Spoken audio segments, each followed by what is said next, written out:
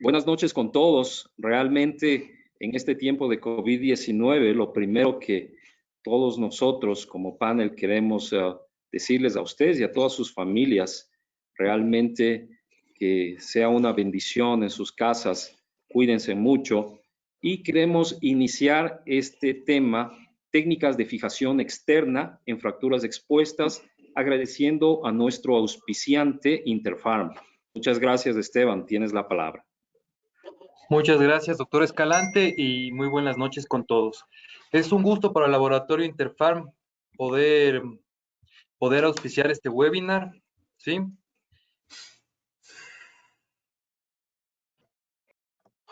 Como ustedes saben, desde hace algunos años hemos tenido la oportunidad de trabajar juntos con algunas marcas y es un gusto para mí ahora auspiciar este tan importante webinar.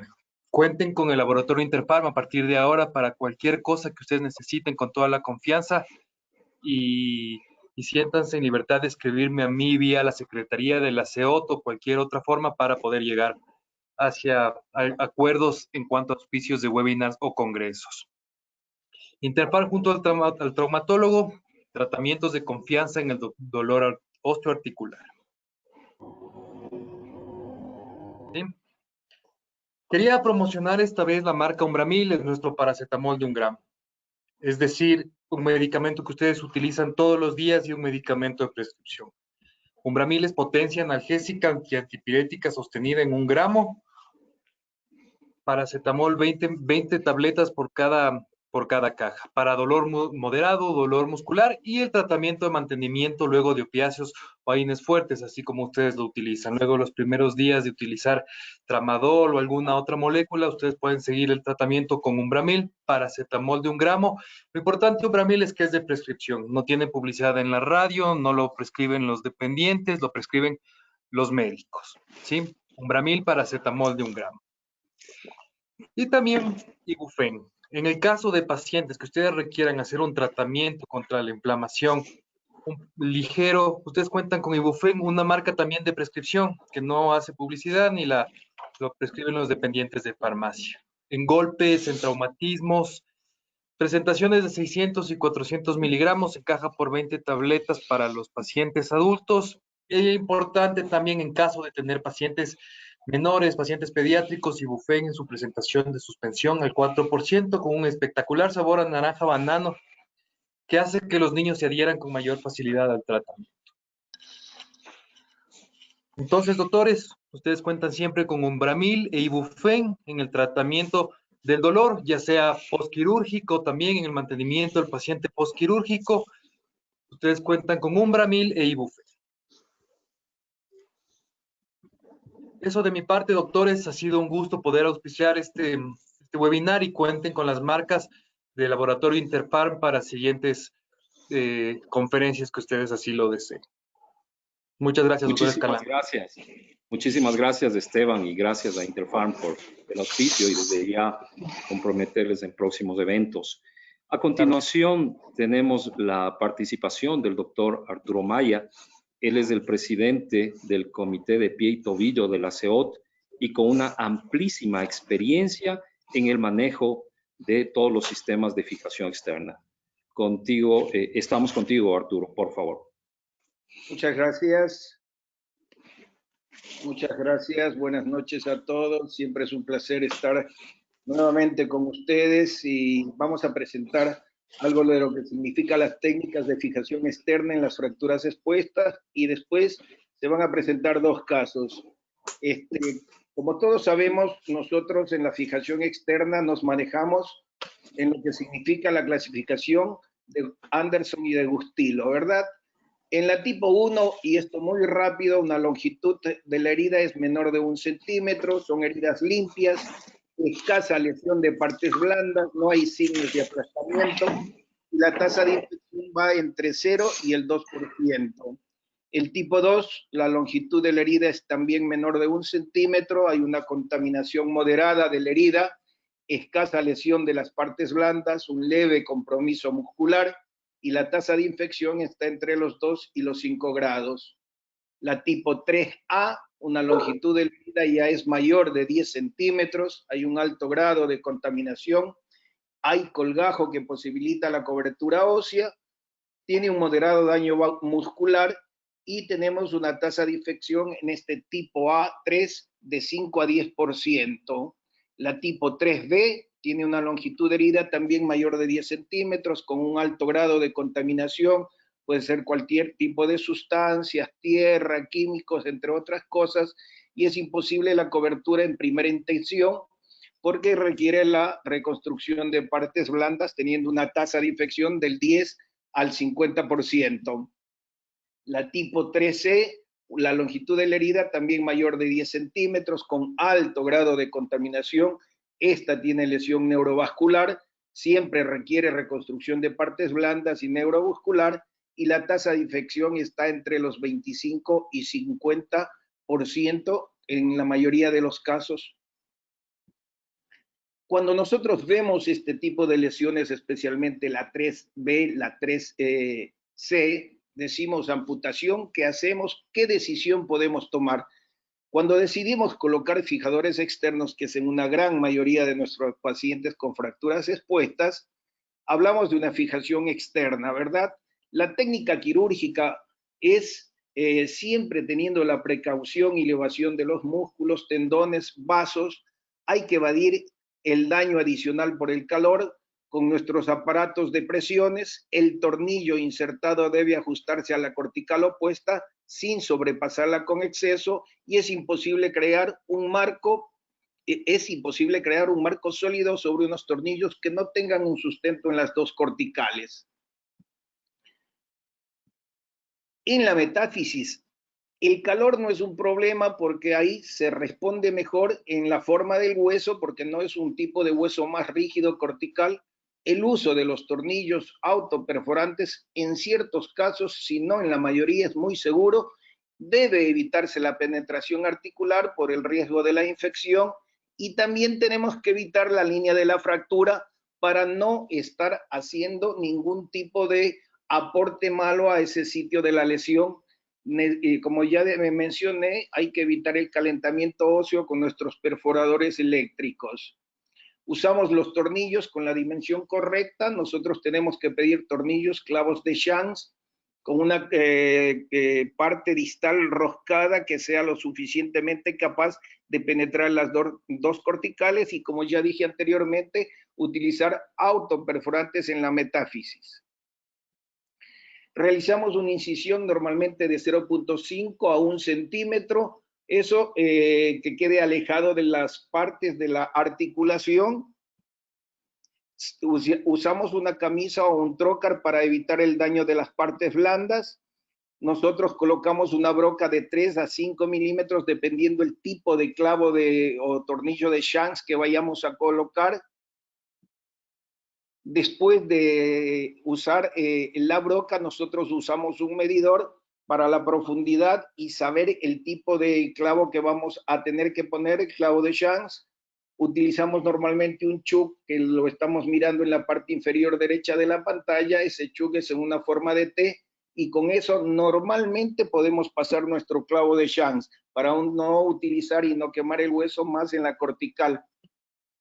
Después de introducir y tener el clavo dentro, hacemos la profundidad previa y definitiva para la colocación del clavo y retiramos nuestro casquillo o nuestra camisa para evitar también de que no lleguemos con las dos corticales con la rosca del clavo de Shanks. ¿Cómo hacemos la construcción del montaje? El fijador se puede colocar tras la reducción de la fractura, o también podemos colocar el armamento del montaje del fijador externo ya teniendo los dos pines, tanto a proximal como a distal, o sea, de los clavos de Shanks. Tiene cierta ventaja este tipo de montaje. ¿Por qué? Porque nosotros los clavos, dependiendo del tipo de fractura, podemos separarlos para darle mayor rigidez al montaje. Colocamos tornillos en función de la fractura y también de la lesión de las partes blandas. No tenemos que olvidar que si mientras tocamos menos las partes blandas con nuestros clavos es mucho mejor, y si estamos más lejos del sitio de la fractura, tratando de acomodar bien el montaje del fijador, es todavía mucho mejor. Evitamos la lesión de los nervios, de los vasos, y tenemos menor exposición a nivel de la fractura. Con lo que la radiografía nos va a dar una mayor muestra de lo que nosotros estamos haciendo. Aquí tienen una construcción del montaje de acuerdo a la fractura. Observen el tipo de fractura y el montaje que se puede hacer. Los tipos de fijadores existen muchos de acuerdo a lo que tengamos en cada servicio o en cada servicio de emergencia para traumatología, que por lo general son los residentes los que empiezan a colocar los fijadores previas las debidas indicaciones que nosotros damos. Hacemos montajes unilaterales, montajes en B, en marco bilateral, un montaje triangular como vemos en la diapositiva. Aquí tenemos el tipo de fijador de emergencia que mayormente utilizamos, que es el Dispofix, con gran simplicidad, pocos componentes, fácil de colocar, es barato, ideal para las situaciones de emergencia, tiene rótulas con clavo tubo cerradas, tubo de un solo tamaño, varios tornillos de shanks con diferentes medidas y el ensamblado de la rótula es bastante fácil. Nosotros utilizamos también los fijadores tipo de la Huerta, que es un fijador rígido con doble barra, que lo utilizamos para transportes, crecimientos y para las fracturas también expuestas grado 2 o 3 para dar mayor estabilidad. El fijador externo híbrido se utiliza en las fracturas mayormente proximales a una articulación, donde utilizamos semiaros, introducimos agujas o tornillos en la barra en la parte distal. Tiene muchas ventajas, tiene una alineación de las fracturas articulares con una pequeña invasión de los sitios con los clavos de los sitios de las fracturas y mucho más si son conminutadas. Es mejor utilizar agujas finas que los tornillos en el hueso esponjoso. Nos permite una mejor movilidad articular y también lo podemos combinar con tornillos de compresión. Ahí tienen ustedes un fijador externo híbrido. También este tiene desventajas debido a que existe el riesgo a nivel de la infección articular si introducimos el clavo, el pin, el clavo de Kirchner a nivel de la articulación nos puede provocar una infección. Los anillos pueden obstaculizar el estudio radiológico. Es un difícil procedimiento porque nosotros tenemos que armar el aparato antes de colocarlo poniendo ya los clavos. Tenemos un procedimiento demorado.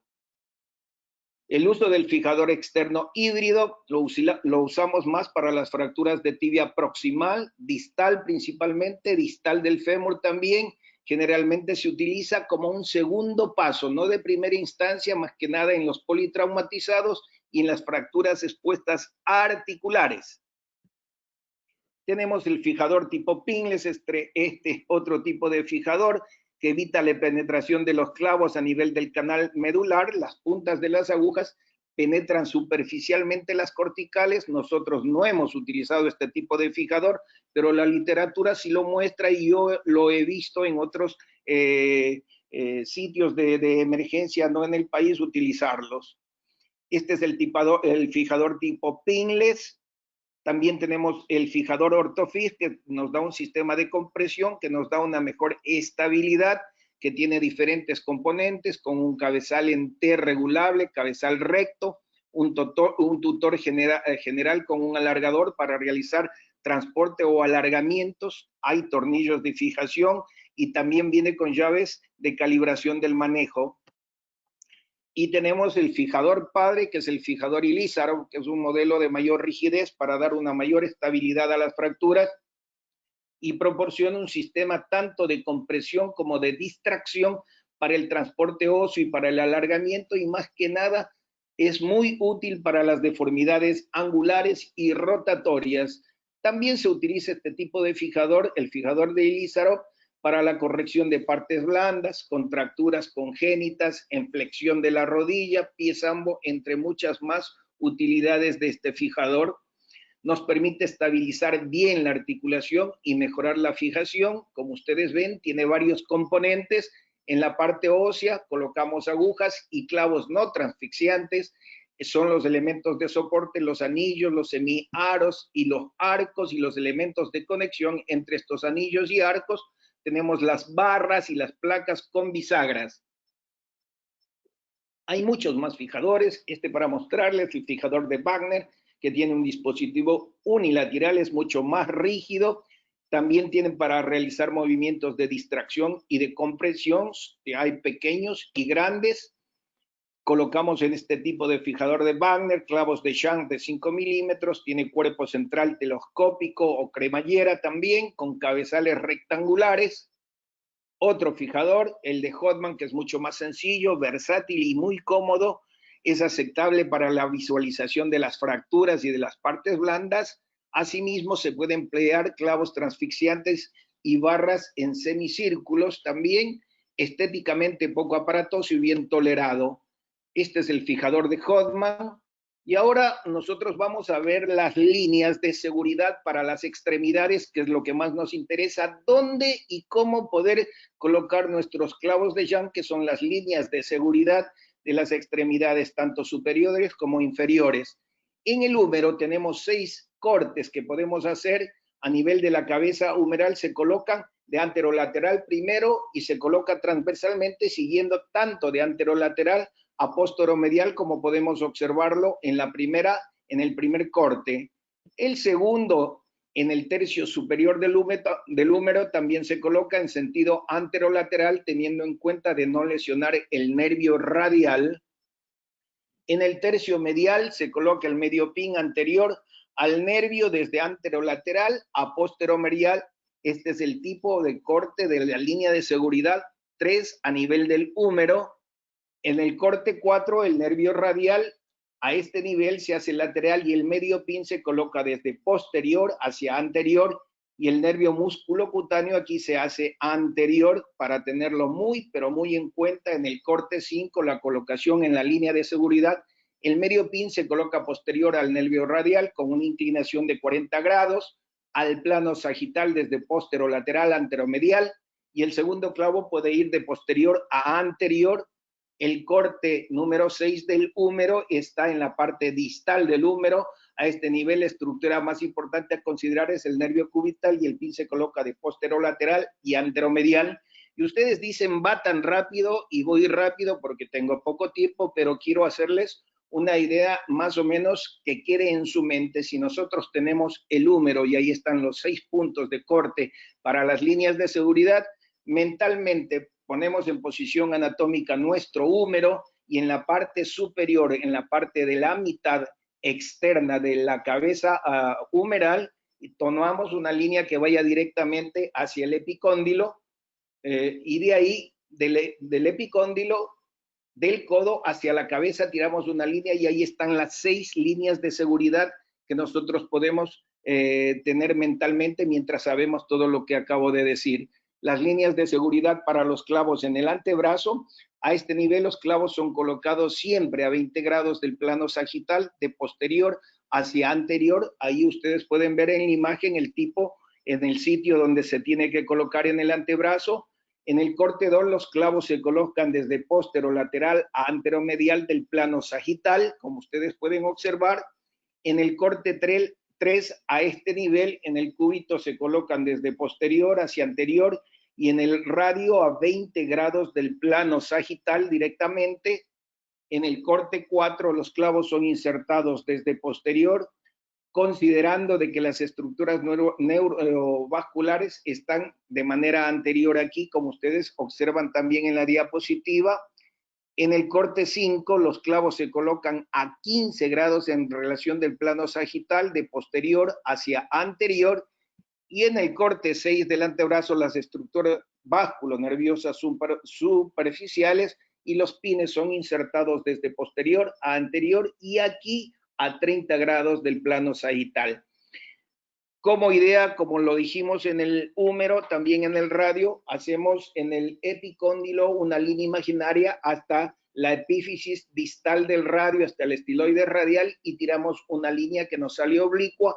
Esas son nuestras líneas de seguridad. Y para el cúbito, como lo podemos palpar normalmente, colocando en posición anatómica el antebrazo, tenemos la parte posterior del cúbito que es muy palpable.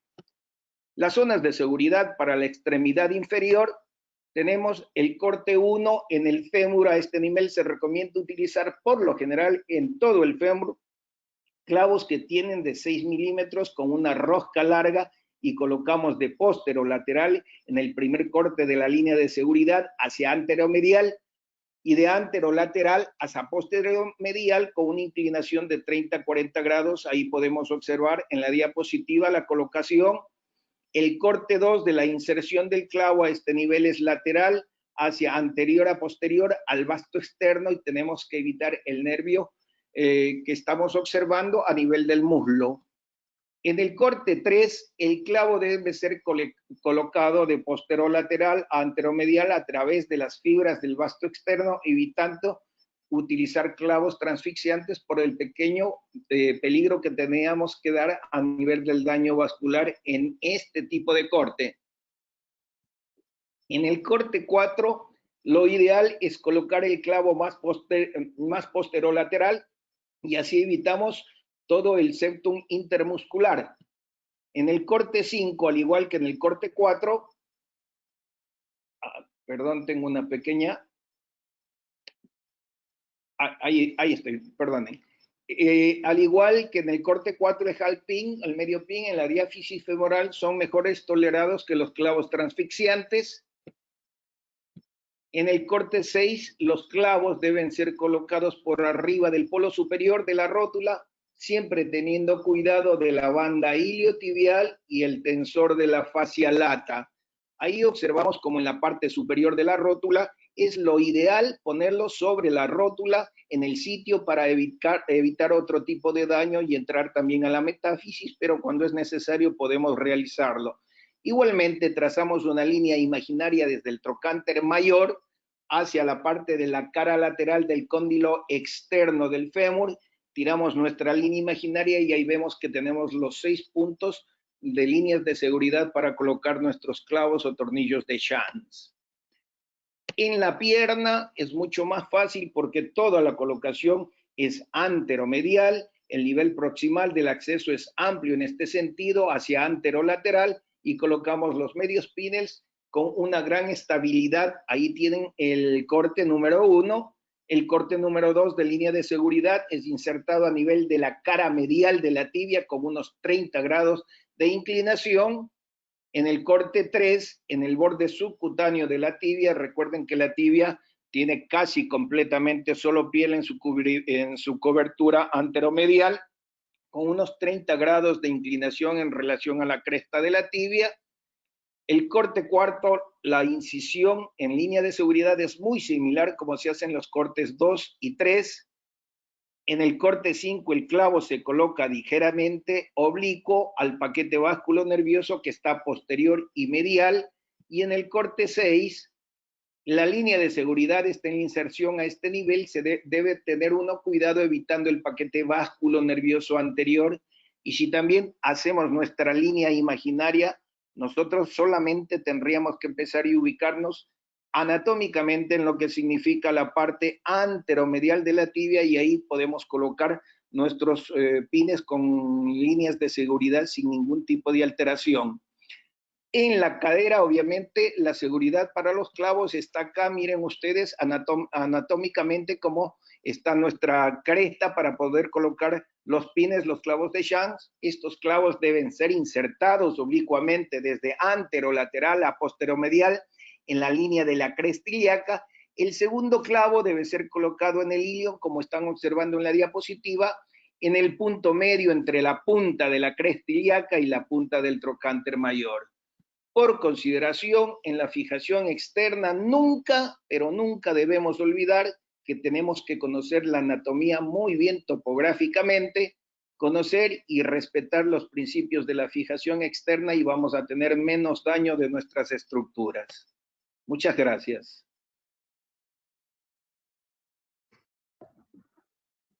Muchísimas gracias, Arturo, por tu excelente exposición. Recordar... Espero no haberme pasado del tiempo, nada más. No, estamos excelente, excelente. Recordarles simplemente sí, David, te has hecho correr un poquito, ¿ah? Ok, simplemente indicarles que no solamente es colocar más y más clavos, conocer, como tú comentaste, la anatomía topográfica y de esa manera evitar hacer aún más daño en nuestros pacientes. A continuación, queremos nuevamente agradecer la participación de todos.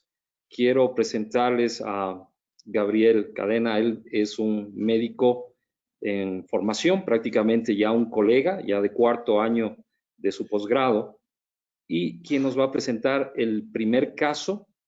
Y vamos también a tener a nuestros 4 panelistas, los chairpersons de los últimos 12 años. Tenemos a Gabino Merchán, a Luis Santamaría, a Paulo Zumárraga, y también tenemos a nuestro actual chairperson, a Marco Carrión. Así que va a ser un tiempo excelente. Desde ya, por favor, queremos que cualquier duda, pregunta de la exposición, de los casos o cualquier circunstancia que ustedes tengan, por favor, hacernos llegar a través de los mensajes. Por favor, queremos entonces ya presentar el primer caso.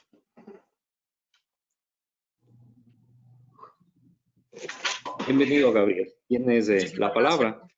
Buenas noches, doctor. Muchísimas gracias con todos, ¿no? Buenas noches con todos los presentes. Quiero agradecerles la oportunidad de poderles compartir este caso clínico del cual tenemos mucho por discutir y también tenemos mucho por aprender. Estoy seguro que será el provecho de todos.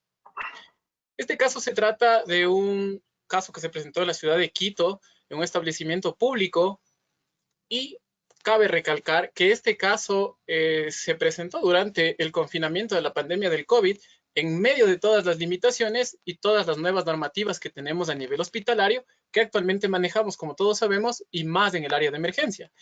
Se trata de un paciente masculino de 38 años de edad, nacido en Ibarra, residente en Quito, de ocupación comerciante, sin ningún antecedente clínico ni quirúrgico de importancia, tampoco refería alergias. El motivo de la consulta de nuestro paciente fue una herida en pierna más exposición ósea por un accidente de tránsito. El paciente refiere que el día 17 de mayo del año en curso, y mientras se encontraba transitando como un conductor en motocicleta, presentó un atropello por un vehículo con una aparente cinemática lateral del trauma. Recibió un impacto directo en el miembro inferior izquierdo, posterior a lo cual presentó una herida bastante importante de las partes blandas y una exposición ósea, por lo cual fue atendido en primera instancia por el EQ 911, brindaron los primeros auxilios y acudieron al hospital público para la resolución del caso. Al examen físico quiero recalcar que el paciente acudió a nuestra emergencia con múltiples laceraciones de las extremidades superiores, además del miembro inferior izquierdo, como podemos ver en el caso, en la imagen, acudió con un inmovilizador de rodilla con apósitos llenos de sangre. En esta imagen lo que quiero recalcar es que la extremidad afectada se encontraba normotérmica, y si nos fijamos en la imagen inferior, podemos ver que el color era similar a la extremidad que tenía la afectación. Con esto nosotros procedimos a realizar el retiro de los apósitos que estaban totalmente manchados y obtuvimos estas imágenes, donde se aprecia una exposición total, bueno, casi total de la tibia, con desperiodización y un importante daño de las partes blandas. Realizamos una exploración inmediata donde pudimos apreciar que existía un colgajo músculo faciocutáneo del compartimento anterolateral. Además, nos llamó la atención la lesión que tenía en la parte vascular. Podemos observar ahí claramente la lesión de la arteria tibial y por ahí también podíamos encontrar la vena safena. Creo que con estos datos de inicio que nosotros tenemos del caso tendremos bastantes interrogantes, por lo que yo quisiera darle el paso un momento al doctor para podernos discutir un poco del caso. Doctor Escalante, si nos puede ayudar un momentito con los panelistas, por favor. Muchísimas gracias, Gabriel, por la presentación del caso. Realmente son casos que, aún en tiempos de COVID-19 y a pesar de las restricciones que existen, siguen llegando a nuestras unidades médicas. Así que quisiéramos, obviamente, manejar algunas preguntas tanto en este primer caso y con el segundo caso. Así que no se preocupen, habrá algunos tópicos tal vez que no topemos, pero iniciaremos en este caso pues con el doctor Marco Carrión. ¿Cuál es tu manejo inicial con este paciente? Buenas noches a todos. Excelente caso, Gabriel, es un caso muy didáctico. Como tenemos un paciente con una fractura expuesta de alto grado, evidentemente tipo 3, el grado exacto solamente lo podemos determinar después de la cirugía. Eso es muy importante. 3A si podemos cerrar, 3B si no podemos cerrarla y 3C si necesita una reparación vascular. En este caso, lo más importante es llevar al paciente a quirófano lo más pronto posible para poder realizar un debridamiento quirúrgico adecuado. No existe ya consenso exacto en el número de horas, pero tiene que ser lo más pronto posible. Tenemos que iniciar antibiótico también apenas el paciente se pueda, incluso en la ambulancia se puede iniciar ya el antibiótico. Se debe indicar profilaxis antitetánica y además estabilizar adecuadamente la fractura. Luchito, ¿algún comentario respecto de esto de las famosas 6 horas, 12 horas, 24 horas?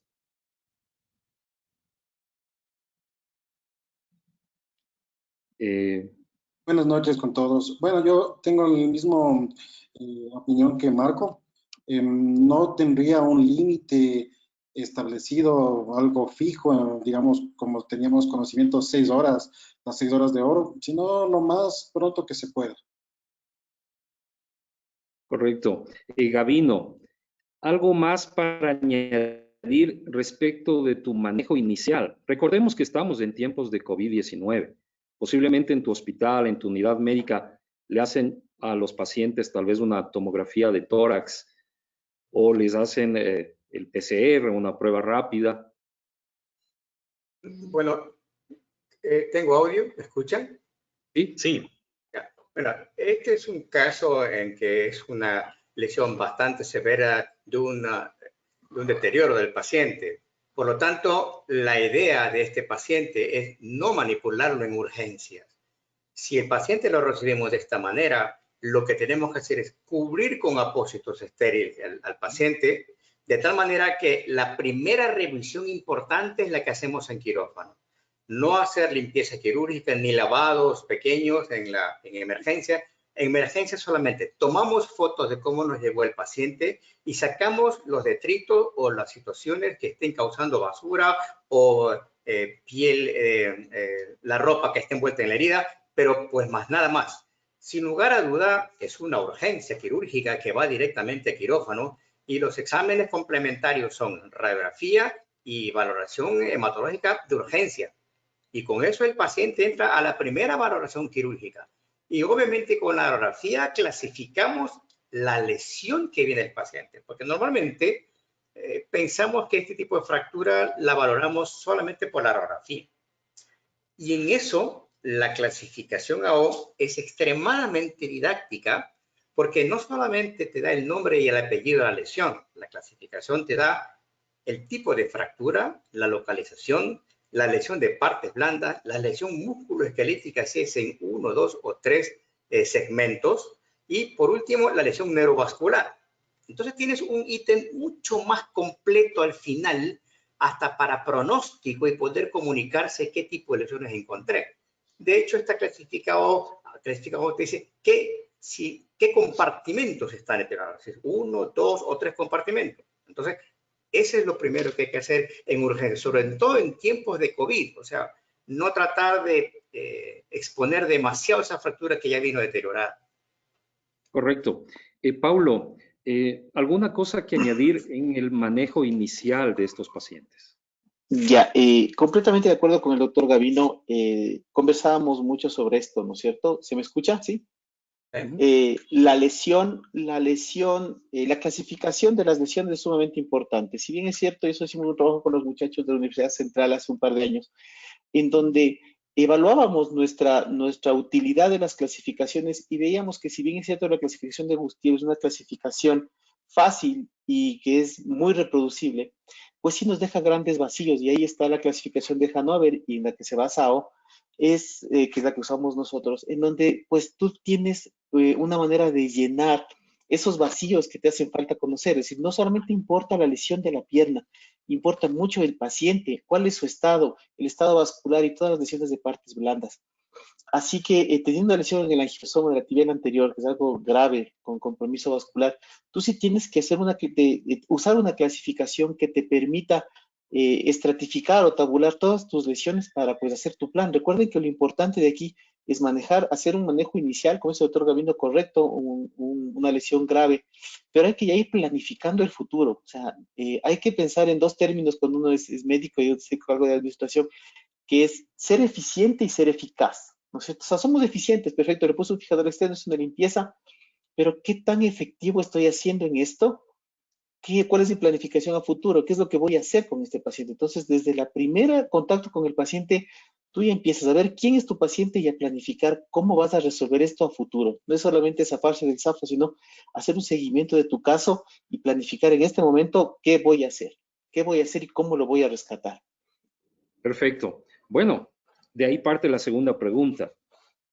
Vamos a tener ya controversias respecto de este paciente. Clasificación. Clasificación, bueno, obviamente Gabriel nos dará su estudio radiológico posteriormente, pero ¿sería suficiente con esto para ya establecer criterios de amputación? Le recordamos a los panelistas que tienen 1 minuto para su respuesta. Por favor, vamos a hacerlo aleatorio. Aquí tengo un papelito con varios números diferentes, así que le tocaría al doctor Paulo Zumárraga. ¿Cuál es la pregunta?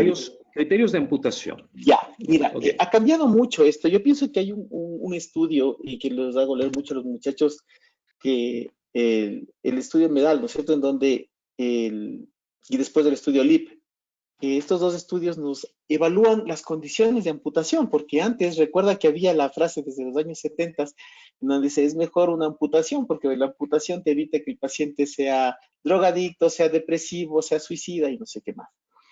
Así que criterios, se retomó todos estos criterios de amputación que eran bastantes, antes se amputaba bastante, y ahora pues se descubre que no hay tal, no, los criterios que teníamos antes de amputación, como es la lesión neurológica del tibial posterior, por ejemplo, que está demostrado que tiende a recuperarse pasado el año o el año y medio, de manera sola, sin tratamiento, no solamente con fijación. O la tendencia ahora que tenemos de hacer ortoplástica, los traumatólogos hacemos nuestra propia cobertura y cirugía plástica de las áreas con rotaciones, plastias vasculares.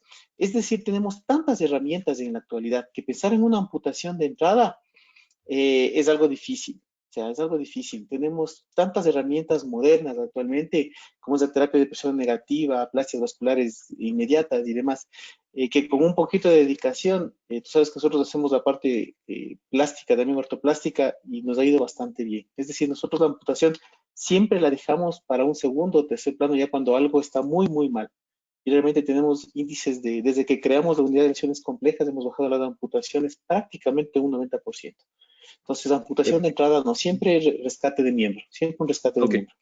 Gabino, ¿recuerdas tú precisamente en estos maratones de webinar de AO, Miguel Concha es el chair de AO Latinoamérica, y presentó precisamente esa pregunta, ¿no? ¿Preservar o amputar?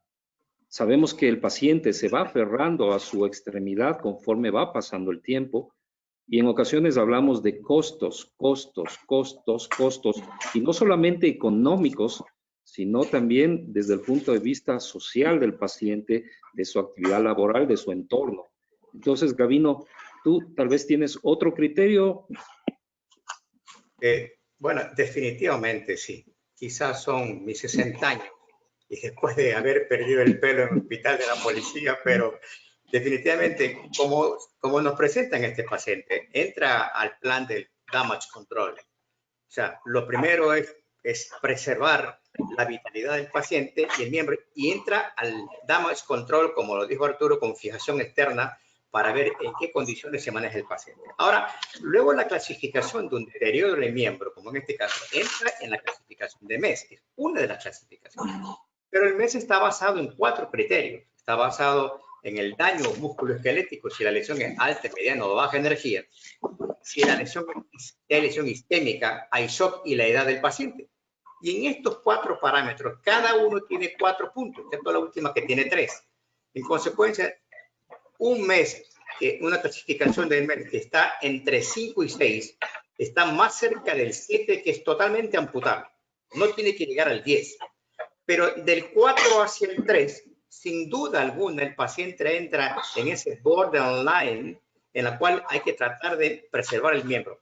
Y preservar el miembro no te da garantía de que va a ser un miembro funcional con una serie de complicaciones en un futuro que termine en una amputación diferida.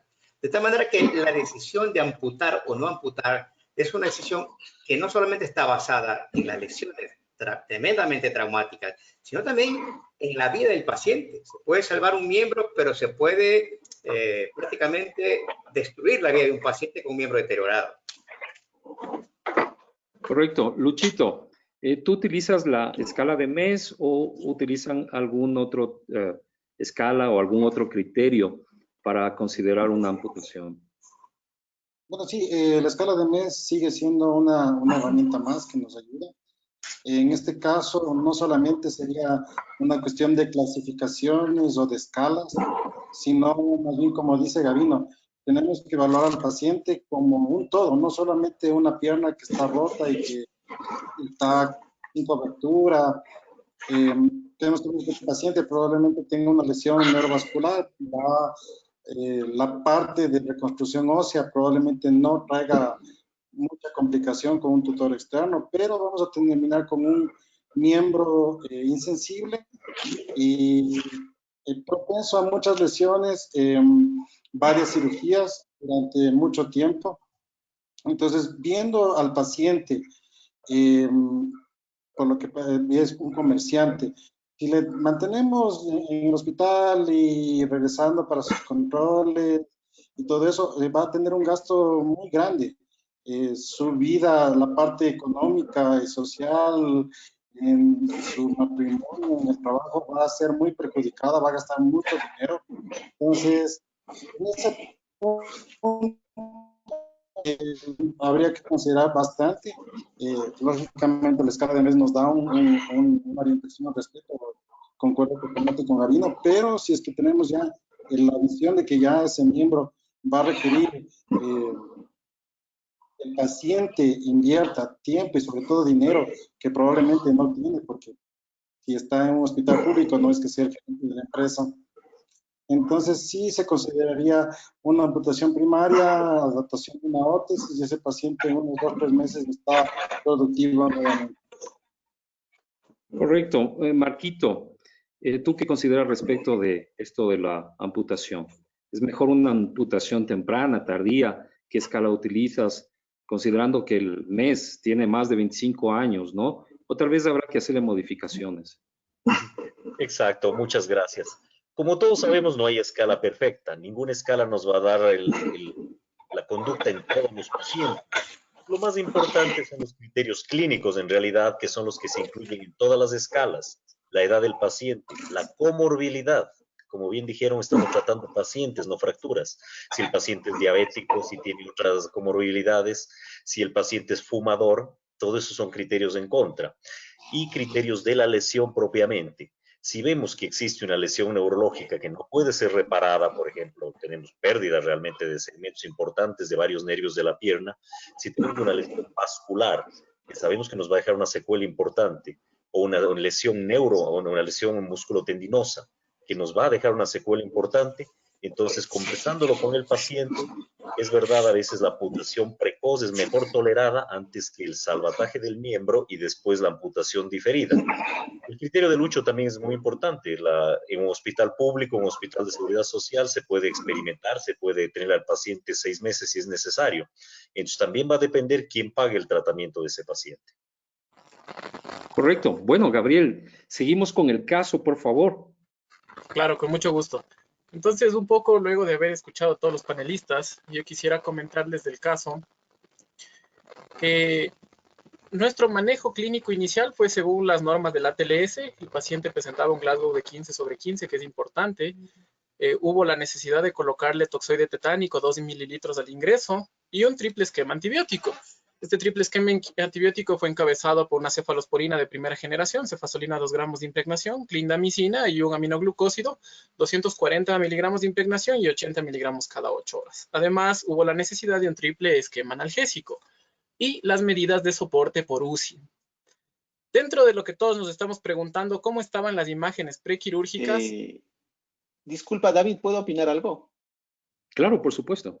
Ya, bueno, hoy un criterio que primero y les invito a leer la última parte del estudio LIP, en donde dice que el paciente va a perder su casa, va a perder su hogar, como les decía, y lo que dice el estudio, ¿no es cierto? Que esa era la creencia de que se va a volver drogadicto, que se va a volver alcohólico, va a perder su casa.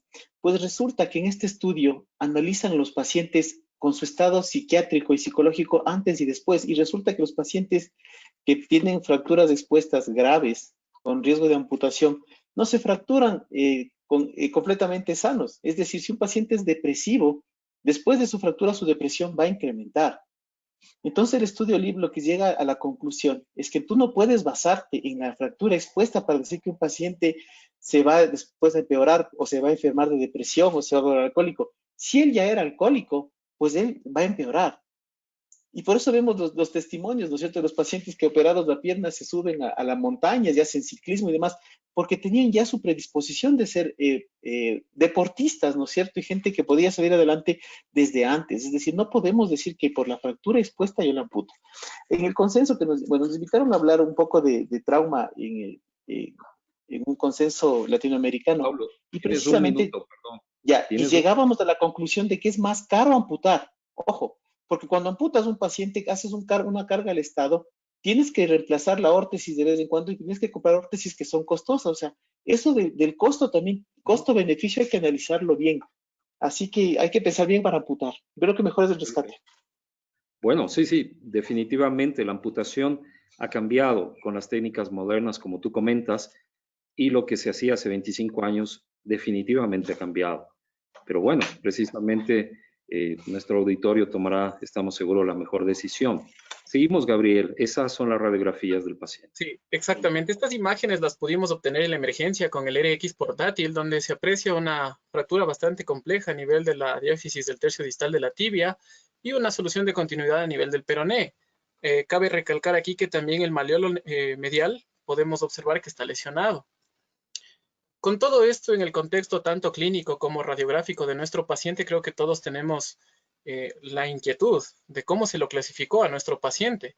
Pues bien, concordando con los criterios de nuestros panelistas, nosotros utilizamos el sistema de clasificación AO y el sistema de clasificación de Gustilo y Anderson. Nuestro diagnóstico inicial fue una fractura expuesta de tibia y peroné izquierdo, AO 42C3.3, Gustilo y Anderson 3C. ¿Por qué 3C? Por la lesión vascular que les voy a comentar a continuación. Dentro del quirófano, nosotros realizamos... Gabriel, podríamos hacer ahí, exacto, déjale esa imagen, está muy bien. Perfecto.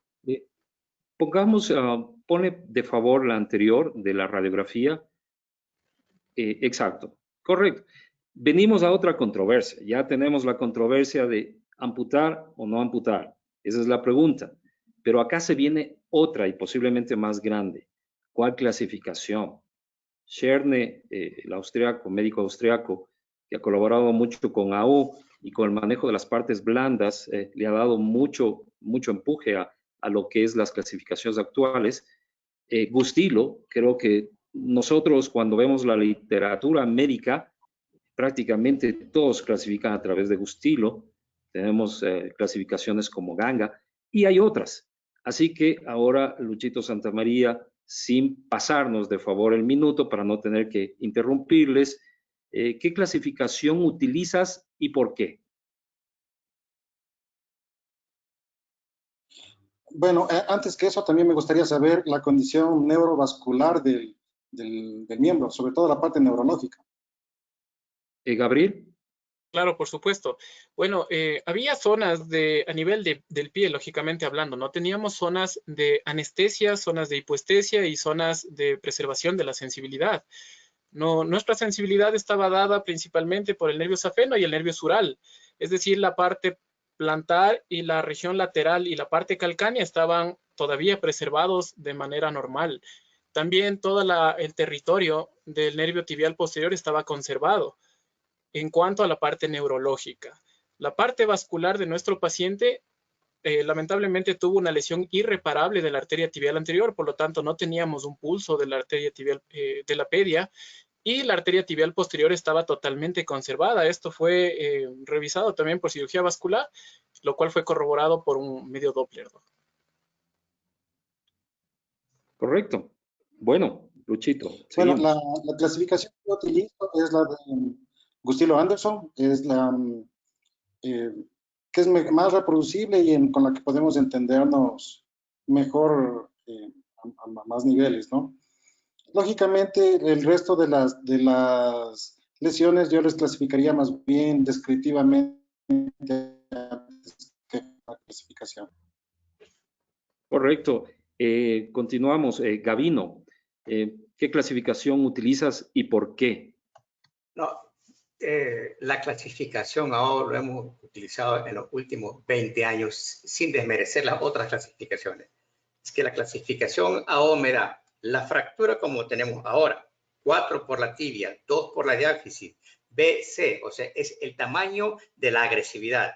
Luego, la otra parte es clasificar la parte musculoesquelética, que sería IO 3, 4, es decir, si la lesión es de partes blandas, importante, severa o con destrozamiento. Y luego MT significa cuántos compartimentos están afectados en esta lesión. Y finalmente ND, 1, 2, 3 o 4, qué cantidad vasculoneuriosa está afectada. En consecuencia, me da mucho más oportunidad de poderme presentar al final de la cirugía. Mire, con esto es con lo que entré y esto es con lo que yo encontré. Porque decirle a un paciente grado 3, bueno, el grado 3 simplemente puede ser una gran herida sin una lesión devastadora ósea. En consecuencia, lo que dice Paulo tiene razón en la medida en la cual no hay que amputar todo, pero es que hay lesiones extremadamente complejas que con una muy buena clasificación ya te da a entender el deterioro que ha padecido el paciente y la probabilidad de complicaciones a futuro que se nos vienen sin ser magos. Correcto. Paulo, ¿algo más que añadir a la clasificación que utilizas?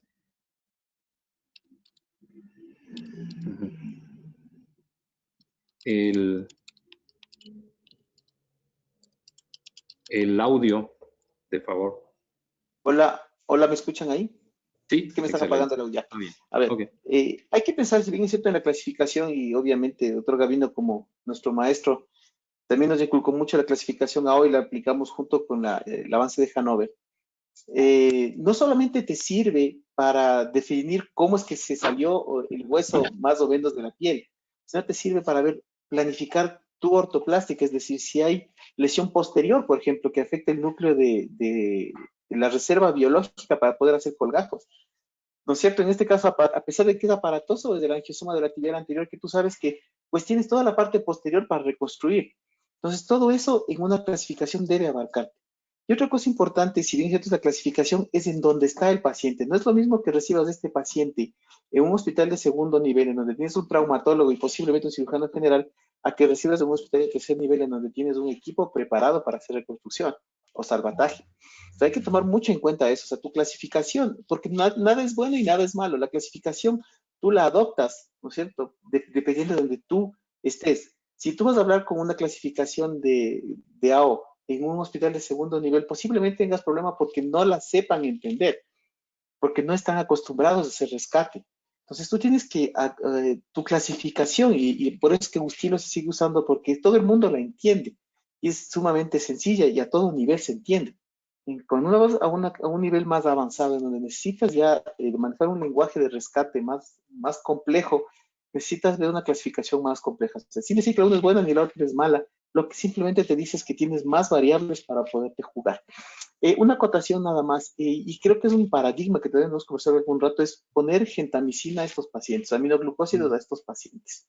Es una cosa que nos meten en la cabeza desde que estamos en formación, cefa genta, y no te das cuenta que esta es una lesión de alta energía, con destrucción tisular, y que va a haber gran cantidad de desechos proteicos hacia el riñón, y tú lo que estás haciendo con la gentamicina es complicando a tu paciente. O sea, tenemos que, como dijo Marco y los demás, hay que pensar en el paciente, en que tiene su lesión, pero hay que pensar en el paciente. Y si le damos gentamicina y si además le metes un AINE, pues le vas a dejar con una bonita pierna, pero insuficiente renal. Entonces hay que pensar bien en eso. Y son paradigmas que hay que Correcto, sí, solventarlos por pronto. supuesto. Por Sí, supuesto, ¿no? Pablo. Y si le añadimos el COVID-19 y todo eso, sí, Sí, habría estamos que de tener otra onda. cuidado los aminoglucósidos. Marquito, tu clasificación y por qué.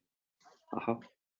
Sí, en general yo también prefiero utilizar la de Gustilo y Anderson porque es la que te da más o menos el pronóstico, te dice más o menos el porcentaje de infección que esperas según lo que vas a tener.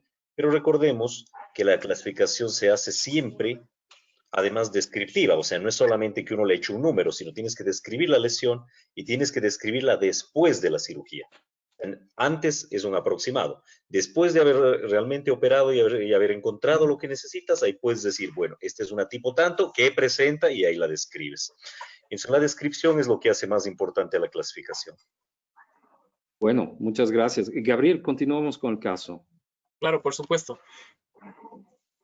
Entonces, estos fueron los hallazgos a nivel del quirófano donde íbamos a iniciar la cirugía. Se realizó una inspección mucho más detallada y quisiera comentarles todos los hallazgos que nosotros pudimos encontrar.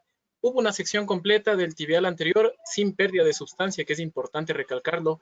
Además, hubo una lesión completa del extensor hallucis longus y del extensor digitorum longus con una pérdida de aproximadamente unos 6 centímetros de sustancia. Lo que nos preguntaron anteriormente, que todos nos debíamos estar preguntando, ¿cómo estaba la parte vascular? Ya nos adelantamos un poquito, pero la arteria tibial anterior, es decir, la arteria pedia, no tenía pulso, había una lesión irreparable y la arteria tibial posterior estaba totalmente indemne. Tenía pulso distal y el llenado capilar era bastante aceptable, es decir, unos 3 segundos aproximadamente. La siguiente pregunta que nosotros nos debemos plantear es la sensibilidad. Como les expliqué anteriormente, habían zonas de anestesia dadas principalmente en la región dorsal del pie, es decir, el nervio peroneo superficial y el nervio peroneo profundo estaban totalmente comprometidos, no había sensibilidad total. Y la región lateral y plantar, además la región calcánea, estaban totalmente indemnes. Con todos los datos que ahora conocemos, nos debemos plantear cuáles eran nuestras opciones de tratamiento. Correcto. Sigue, Gabriel. Perfecto. Lo que realizamos con nuestro paciente de manera inicial fue una limpieza quirúrgica. La limpieza quirúrgica se realizó con 15.000 mililitros de solución salina con una temperatura de 34 grados. Se realizó una toma de muestra para cultivos trans y postquirúrgica, una fijación con tutores externos, una osteosíntesis definitiva del maleolo medial y las tenografias de las lesiones de las partes blandas. ¿Cuál fue nuestro resultado postquirúrgico? Nosotros podemos evidenciar en esta imagen clínica que el resultado clínico, es decir, macroscópico, fue bastante aceptable. En esto nosotros realizamos una tenografia término-terminal del tibial posterior, además una tenodesis del cabo distal del extensor hallucis longus y del extensor digitorum longus al tibial anterior para poder nosotros conservar o preservar algo de la movilidad de la extremidad, porque no hacemos nada preservando con una extremidad sin movilidad. Nosotros colocamos aquí, como podemos ver en la imagen, unos tutores lineales con doble barra y un tutor en delta para el tobillo con una fijación a nivel de la base del primer meta. Nosotros podemos observar en esta imagen que afortunadamente pudimos darle cobertura a las partes blandas, todo el colgajo fue recuperable, se retiró todo el tejido que estaba muerto y el resultado postquirúrgico clínico fue este.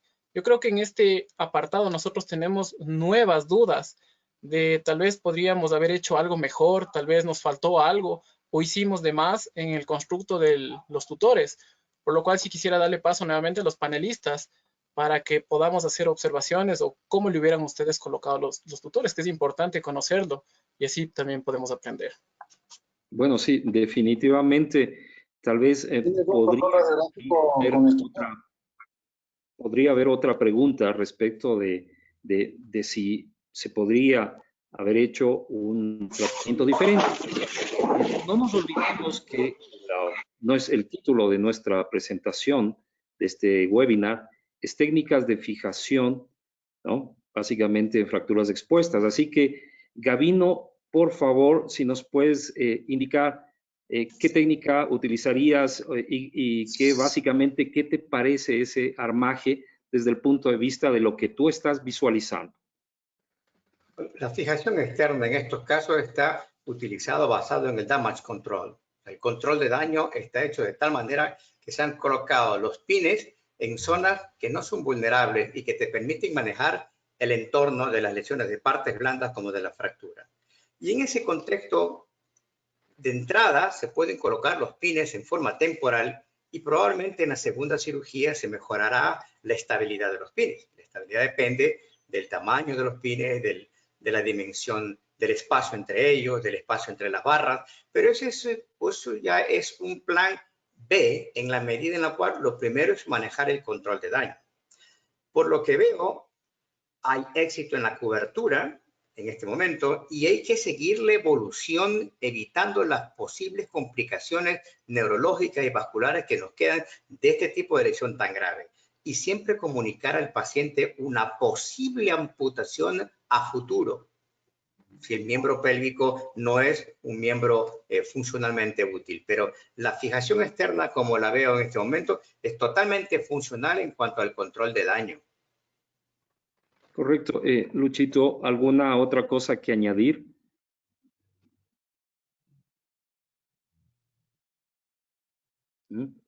Eh,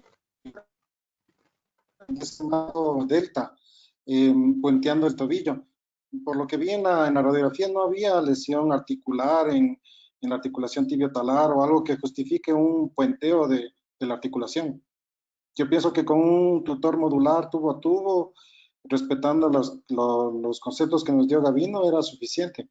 Parece que el tutor delta es un exceso. Ok.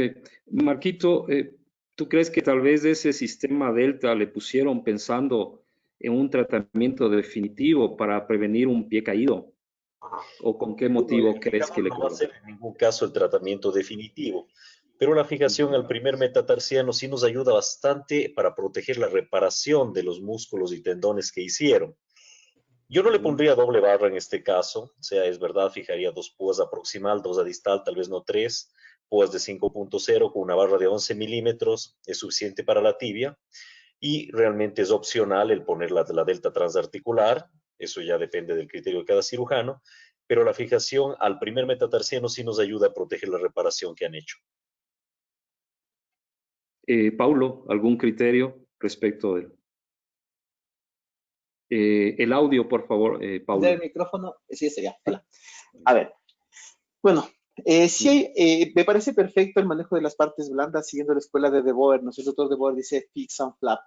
Y eso creo que lo tenemos, si bien es cierto que ha cambiado un poco la escuela de analizar la destrucción interna y la descarga de energía. Pero como dice el doctor Gavino, esto es un fijador temporario. La fijación externa actualmente en las fracturas expuestas es una fijación temporaria, ¿no es cierto? Y recordemos las siglas SPAN, SCAN y PLAN. O sea, hacer una fijación en puenteo, hacer una tomografía y luego planificar un manejo definitivo. Gabriel dice que han hecho una osteosíntesis de entrada, que eso, pues sí es algo criticable, porque tú lo que debes hacer es poner el fijador en la mejor posición en tracción y hacer una tomografía para planificar una resolución de osteosíntesis definitiva correcta en base a la tomografía. SPAN, SCAN y PLAN. Entonces, han hecho bien en cubrir, han hecho bien en reparar y, como te digo, el fijador es temporario. El fijador es temporario, le han puesto el delta para mantener la flexión, pues posiblemente por la reparación tendinosa está ideal, pero hay que entender que esto es temporario. No te puedes dejar un tratamiento con un fijador externo de este tipo, ¿ok? Correcto. Recordar a los panelistas, el estudio radiológico no evidencia una fractura articular. Por lo tanto, creo que el estudio tomográfico no sería necesario. Seguimos, Gabriel, por favor. Claro, por supuesto. Yo quisiera acotarles que se colocó también el delta. Había una lesión del malleolo medial, pero más importante fue porque hubo una reparación del tibial anterior, o sea, hubo algunas tenorrafias que debían ser protegidas también, ¿no? Entonces, eso es importante. El resultado de imagen postquirúrgico, nosotros... solamente un pin hacia el primer metatarsiano era suficiente. No era necesario el calcáneo, todo el delta. Claro, por supuesto. Entonces, el resultado de imagen postquirúrgica es que fue bastante bueno. Como podemos observar, ni siquiera se aprecia ya la solución de continuidad a nivel de la tibia y se fijó el malleolo medial con 2 tornillos malleolares. El resultado definitivo, si comparamos la imagen clínica prequirúrgica y la postquirúrgica, fue bastante bueno. Y comparando los resultados de imagen que pudimos obtener posteriormente a la cirugía, fueron de igual manera aceptables. Entonces, al momento con el paciente nos encontramos, lastimosamente, el paciente presentó una infección de partes blandas. La parte vasculonerviosa está conservado, ha tenido buena evolución, pero se nos contaminó el paciente con un Staphylococcus aureus. Y continuamos con el antibiótico y en limpiezas quirúrgicas actualmente con el paciente. Correcto, bueno. Eso básicamente, doctores. Muchísimas gracias. David, ¿puedo acotar una cosita? Claro. Hola. Esto era esperado, porque recuerden que del angiosoma de la tibial anterior, cuando se desperiodiza, generalmente produce necrosis y se coloniza muy fácilmente por bacterias. Entonces, sí hay que pensar en estos casos que es lo correcto cubrir de entrada, pero el riesgo de una necrosis interna está siempre presente, especialmente en las lesiones de alta energía con descarga a partes blandas. La infección está presente y es por eso que la nueva escuela, ¿no es cierto? Porque el doctor Boer decía fix and flap, y precisamente por esta sobreinfección de las lesiones internas necróticas es que ahora hacemos manejo previo no de drenes, pero sí de derivaciones con terapia de presión negativa, precisamente tratando de aislar las lesiones necróticas. Es algo esperado. Recuerden que la infección era algo esperado y es algo esperado en estas lesiones y hay que saberlas manejar. Hay que ponerlas en el plan de acción, la infección de entrada. Correcto. Marquito, de favor, tal vez algún mensaje para llevar a casa te deje este caso, que obviamente está inconcluso y de por sí ya le pedimos a Gabriel, de favor, que nos pueda, cuando ya tenga un tratamiento definitivo, que nos pueda enviar, retomando el caso al chat de AO. Claro, con muchísimo gusto. Con muchísimo gusto. Marquito, Encantado, ¿qué mensaje amigos. te deja este Para caso? resumir un poco lo que hemos visto, el manejo tiene que ser lo más precoz posible, iniciando antibióticos en forma adecuada, con la cirugía de debridamiento lo más precoz posible, con la estabilización adecuada de la fractura, añadiendo el toxoide tetánico y planificando bien, tomando en cuenta los factores del paciente, de la lesión y del hospital para poder tomar una decisión sobre si preservar o amputar. En este paciente no había mayores comorbilidades, así que la preservación fue una muy buena idea. Como dice Paulo, la infección era esperable por el grado de lesión. Si es un Agustilo 3C, 50% de infección. Si es un Agustilo 3B, 25%. Entonces la infección era esperable, hay que pelearla, hay que seguirla luchando y hay que conseguir un resultado en el que el médico y el paciente se pongan siempre de acuerdo. Perfecto. Luchito, ¿algún mensaje para llevar a casa de este caso? Sí, como les había comentado, hay que pensar siempre no solamente en la imagen que uno tenemos, hay que pensar en el paciente en su totalidad y totalmente de acuerdo con los criterios de Marco. Gavino, ¿alguna cosa más? Bueno, ahora ya estamos ante la presencia de un paciente que es multidisciplinario. Ahora, en los tiempos actuales, este es un paciente que lo ve psiquiatría, medicina interna, infectología y también cirugía ortopédica. Entonces ya tenemos 3 o 4 especialidades que se deben añadir al manejo del paciente. Por lo tanto, entra un sinnúmero de especialidades que tienen que tratar de sacar al paciente y comunicar constantemente la evolución de la misma al paciente. Por lo tanto, no se debe encargar solo un cirujano de manejar todos los parámetros. Es multiprofesional este paciente. En este momento ya tiene que entrar 4 o 5 especialidades para manejarlo. Correcto. Gabriel, te agradecemos muchísimo tu participación. Con muchísimo gusto, doctor. Muy amable. Por favor, queremos a continuación presentar el segundo caso a cargo del doctor Alfredo Montero. Él es médico tratante del Hospital IES de Babahoyo y tendremos otro tipo de caso. Tal vez ya no hablaremos de esto de si amputar o no amputar, sino un caso diferente. Por favor, bienvenido, Alfredo, y preséntanos tu caso, de favor. Sí, buenas noches. Perdón, Primero quiero agradecer. Perdón, Alfredo, que te interrumpa. Estamos receptando las preguntas que ustedes tengan y nos hace el favor el doctor Arturo Maya en contestarlas. Igual, en un último bloque tendremos algunas preguntas conflictivas que pueden haberse presentado y que el doctor Arturo Maya los guiará a nuestro panel de chairpersons. Muchas gracias, Alfredo. Por favor, tienes la palabra. Sí, buenas noches. Primero quiero agradecer a la Sociedad Ecuatoriana de Traumatología por permitirme participar. Voy a mostrar este caso. Se trata de una paciente de sexo femenino de 23 años de edad, docente, que en el contexto de un accidente de tránsito moto versus auto en el año 2017, sufre una fractura expuesta en su pierna derecha, clasificación de Gustilo 3A. Esta paciente en un principio fue tratada en otro centro donde le realizaron por emergencia una limpieza quirúrgica y le colocaron una tracción esquelética transcalcánea. A nosotros nos llega derivada a los 3 días, una evolución de 3 días, con esta paciente, con esta imagen que como observamos tiene una curación manchada serosa moderada, una herida suturada con bordes afrontados, sin débito tanto espontáneo ni a la compresión y tampoco no presentando signos de flebosis. Se le realizó en la emergencia esta radiografía en donde, como vemos, se observa una alteración de la forma compatible con una fractura segmentaria de su tibia derecha, fractura maleolo-medial, fractura de peroné y con esta tracción esquelética. Perfecto, Entonces, Alfredo. estamos ante este evento. Sí, por favor, Correcto, doctor Escalante. perfecto, Alfredo. Surge de aquí la primera pregunta. ¿Utilizas la tracción esquelética y por qué? ¿Por qué sí recomendarla? ¿Por qué no recomendarla?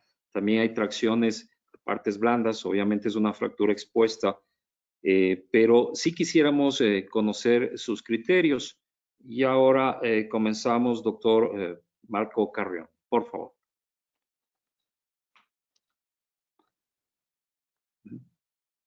¿Aló? Ya. Sí. Bueno, la tracción, ya sea transesquelético de partes blandas en esta fractura, no cumple un papel realmente importante. Debe utilizarse algo que permita inmovilizar la fractura y la tracción no lo hace, no lo inmoviliza, tracciona a todo el paciente y que permita además la movilización de la extremidad inmovilizada y poder examinarla para poder saber su evolución. Entonces, en este caso, la fijación externa es el adecuado y en la gran mayoría de los casos, la tracción ya no cumple un papel. Correcto. Paulo, por favor, tu criterio. Hola, ¿ya puedo? ¿Me escuchan? Sí. Sí. Ya. Bueno, como les digo, hay que pensar siempre en ser eficientes y ser eficaces, ¿sí? Entonces, esta paciente hemos sido eficientes quitándole el dolor y aliviando el miembro con una tracción, pero la tracción tiene sus problemas, ¿sí? Empezando de que es muy difícil de manejar, causa disconfort a la paciente, tiene riesgos de desplazamiento, genera isquemia local por la tracción y es por eso que a nivel mundial, pues, la tracción ya es algo que no se está usando. Como dice Marco, realmente SPAM, SCAN y plan. Fijación externa, inicial, temporaria, para luego hacer una planificación adecuada y una fijación definitiva. Entonces, Correcto. la tracción Luchito. transesquelética no. Correcto, Luchito, ¿cuál es tu criterio? Luchito, de favor. La verdad es que no uso presión esquelética. ¿Sí me escuchas? Sí, sí, claro. Ya. Yo no uso presión esquelética. En este caso utilizaría, dependiendo de la herida que tenía, del trauma de partes blandas, o un fijador externo modular, o si es que fue un accidente en el que no hubo mucha contaminación, llegó rápidamente al servicio, y si tengo a la mano, yo pensaría en una fijación de entrada con un clavo endomedular y fijación de ese maleolo fracturado. Correcto. Gavino, muchas ocasiones no nos llega el paciente ideal, el paciente en las primeras 24 horas, sino que como en este caso llega ya tratado en otra unidad médica y llega con la tracción esquelética. ¿Qué opinas de eso? Fíjense lo que Alfredo, el dato que Alfredo nos da es que este paciente le hicieron una limpieza quirúrgica, pero me parece que escuché en la provincia, o sea, lejos de la ciudad. Por lo tanto, lo más probable es que ese médico no tenga un fijador externo. Y lo que ha hecho es una limpieza quirúrgica y colocar una tracción en la medida de sus posibilidades. Ahora, lo más probable es que en nuestro medio no se nos ocurra hacer eso. Hacemos un control de daño para esto y manejamos las cosas, pero porque tenemos a lo mejor toda la juguetería en nuestro quirófano. Pero hay que considerar que ese médico hizo una limpieza, no sabemos en qué condiciones, porque Alfredo no tiene un reporte de qué hicieron con ese paciente como tal, pero lo recibe con una tracción. Eso me pone a pensar en mí que ese médico no tiene un fijador y que lo que hace es mandarlo con una tracción. Por eso no es que justifique, sino que a lo mejor no tiene qué más hacer en su medio. Correcto. Pero la tracción tracciona, la tracción no estabiliza, hace eso, tracciona y nada más. Y los fragmentos siguen moviéndose. Correcto, Alfredo, continuamos con el caso. Sí, doctor Escalateague. Entonces, nosotros recibimos de esta manera a la paciente y lo que decidimos realizar de nuevo por emergencia es una toaleta quirúrgica con nuestras manos, en la cual encontramos de que todavía tenía tejidos desvitalizados, había restos de cuerpo extraño y la forma de estabilizarla de manera temporal fue con fijador externo, mostrándose como en esta postoperatoria logrando esta configuración. No sé, doctor Escalante, si quisiera, por favor. Por supuesto. Luchito, tú ya habías comentado, un poquito adelantándote, respecto de ese maleolo medial, ¿no? Bueno, ese es el resultado de la segunda, básicamente, limpieza quirúrgica y colocación del fijador externo. ¿Tú fijas ese maleolo? Bueno, ya en las condiciones en las que estamos, digamos, viendo el caso, ya con la evolución de los 3 días luego de la lesión, primero la colocación del fijador externo no es la mejor. Está fuera de la técnica correcta. Yo le haría una recolocación del fijador externo para hacer una mejor reducción y para que tenga una mejor estabilidad. Y el maleolo le dejaría para cuando ya esté con toda la certeza de que no voy a tener una infección en ese miembro. Correcto. Paulo, tú fijarías de entrada ese maleolo. Vemos que la limpieza quirúrgica en esta, como todo el auditorio puede ver, realmente fue bastante importante, de tal manera que vemos esa tibia distal luego de la limpieza con una pérdida de ese segmento. Entonces, obviamente había mucho tejido desvitalizado, pero también tejido óseo. Paulo. Ya. No, nunca fijarían, ni tanto maleolo tibial ni maleolo peroneo en esta instancia. Recordemos que es una fijación temporaria para planificar. Y si tú haces un abordaje y luego tienes en tu planificación evidencias que tienes que hacer algo más, ya tienes una herida que no vas a poder hacerlo. Y si tienes una fijación y que no quedó adecuadamente o necesitas movilizar el segmento para reducir, ya vas a tener un choque ahí que te va a dar problemas en la reducción. Hay que, como decía el doctor Gavino, nuestro maestro, hay que ver la personalidad de la fractura y tratarle de forma integral. ¿Sí? Entonces, no fijaría, nunca haría fijación. Obviamente, que sea una fijación temporaria no quiere decir que sea inestable, como es este caso, pero no, fijaciones. Corregiría el fijador externo, haría un poco más estable hasta poder tener la tomografía y la planificación correcta y haría una osteosíntesis definitiva de todo. Correcto. Gavino, ¿algún criterio respecto de esa fijación? Bueno, Alfredo nos ha dicho que cuando él recibe al paciente hace una limpieza quirúrgica y fija de esta forma. Entiendo que ella planifica su control de daño y por lo tanto esta es la primera fijación que él hace. Yo estoy totalmente de acuerdo en fijar ese maleolo medial porque es una fractura articular que, si bien es cierto no está expuesta, aprovecharía en esa limpieza para definir la fractura del maleolo medial. Quizás en una tercera intervención mejoraría la estabilidad del fijador externo, colocando otra vez otro pin en el segmento proximal y reducir un poco el working length de la barra para hacerlo estable. Pero yo creo que esa es la primera fijación que ha hecho Alfredo y quizás se podría mejorar en cuanto a la estabilidad, colocando otro chance en el segmento proximal más cerca de la fractura, o sea, colocarlo a 2 centímetros, cerca, lejos. O sea, 2 pegados a la fractura y los otros 2. Pero eso es con fines de estabilidad, porque ya está iniciado el control de daño. Marquito, ¿algún criterio para añadir?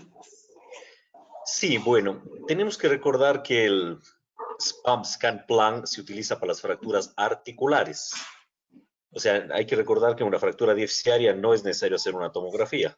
En este caso hay un rasgo articular, pero que se comporta como si fuera una fractura de tobillo. Si yo hubiera hecho el primer aseo con el paciente recién fracturado y hubiera visto que es seguro, sí hubiera fijado el maleolo medial en ese mismo tiempo e incluso hubiera considerado colocar un clavo intramedular, un TEN, dentro del peroné, haciendo solamente una incisión distal. Como dice Paulo, no es bueno abordar ese peroné en forma directa, pero con un TEN, al menos al ver que la fractura del peroné no es comminuta, se puede mantener el largo. Y el fijador externo, en este caso también le faltan púas en la parte proximal. Pero ahora, teniendo una fractura de 3 días de evolución, yo no fijaría el maleolo medial hasta asegurarme de que no haya una infección allí. Interesante, ¿no? El criterio respecto de si es inmediato, posiblemente puedes manejarlo. Recuerden el webinar sobre controversias en fracturas expuestas y que de entrada pues hacían la fijación de estos segmentos articulares. Sin embargo, ya tenemos 3 días y sabemos, no sabemos realmente con qué minusos, con qué situación hicieron ese desbridamiento quirúrgico. Bueno, continuamos, Alfredo, con el caso.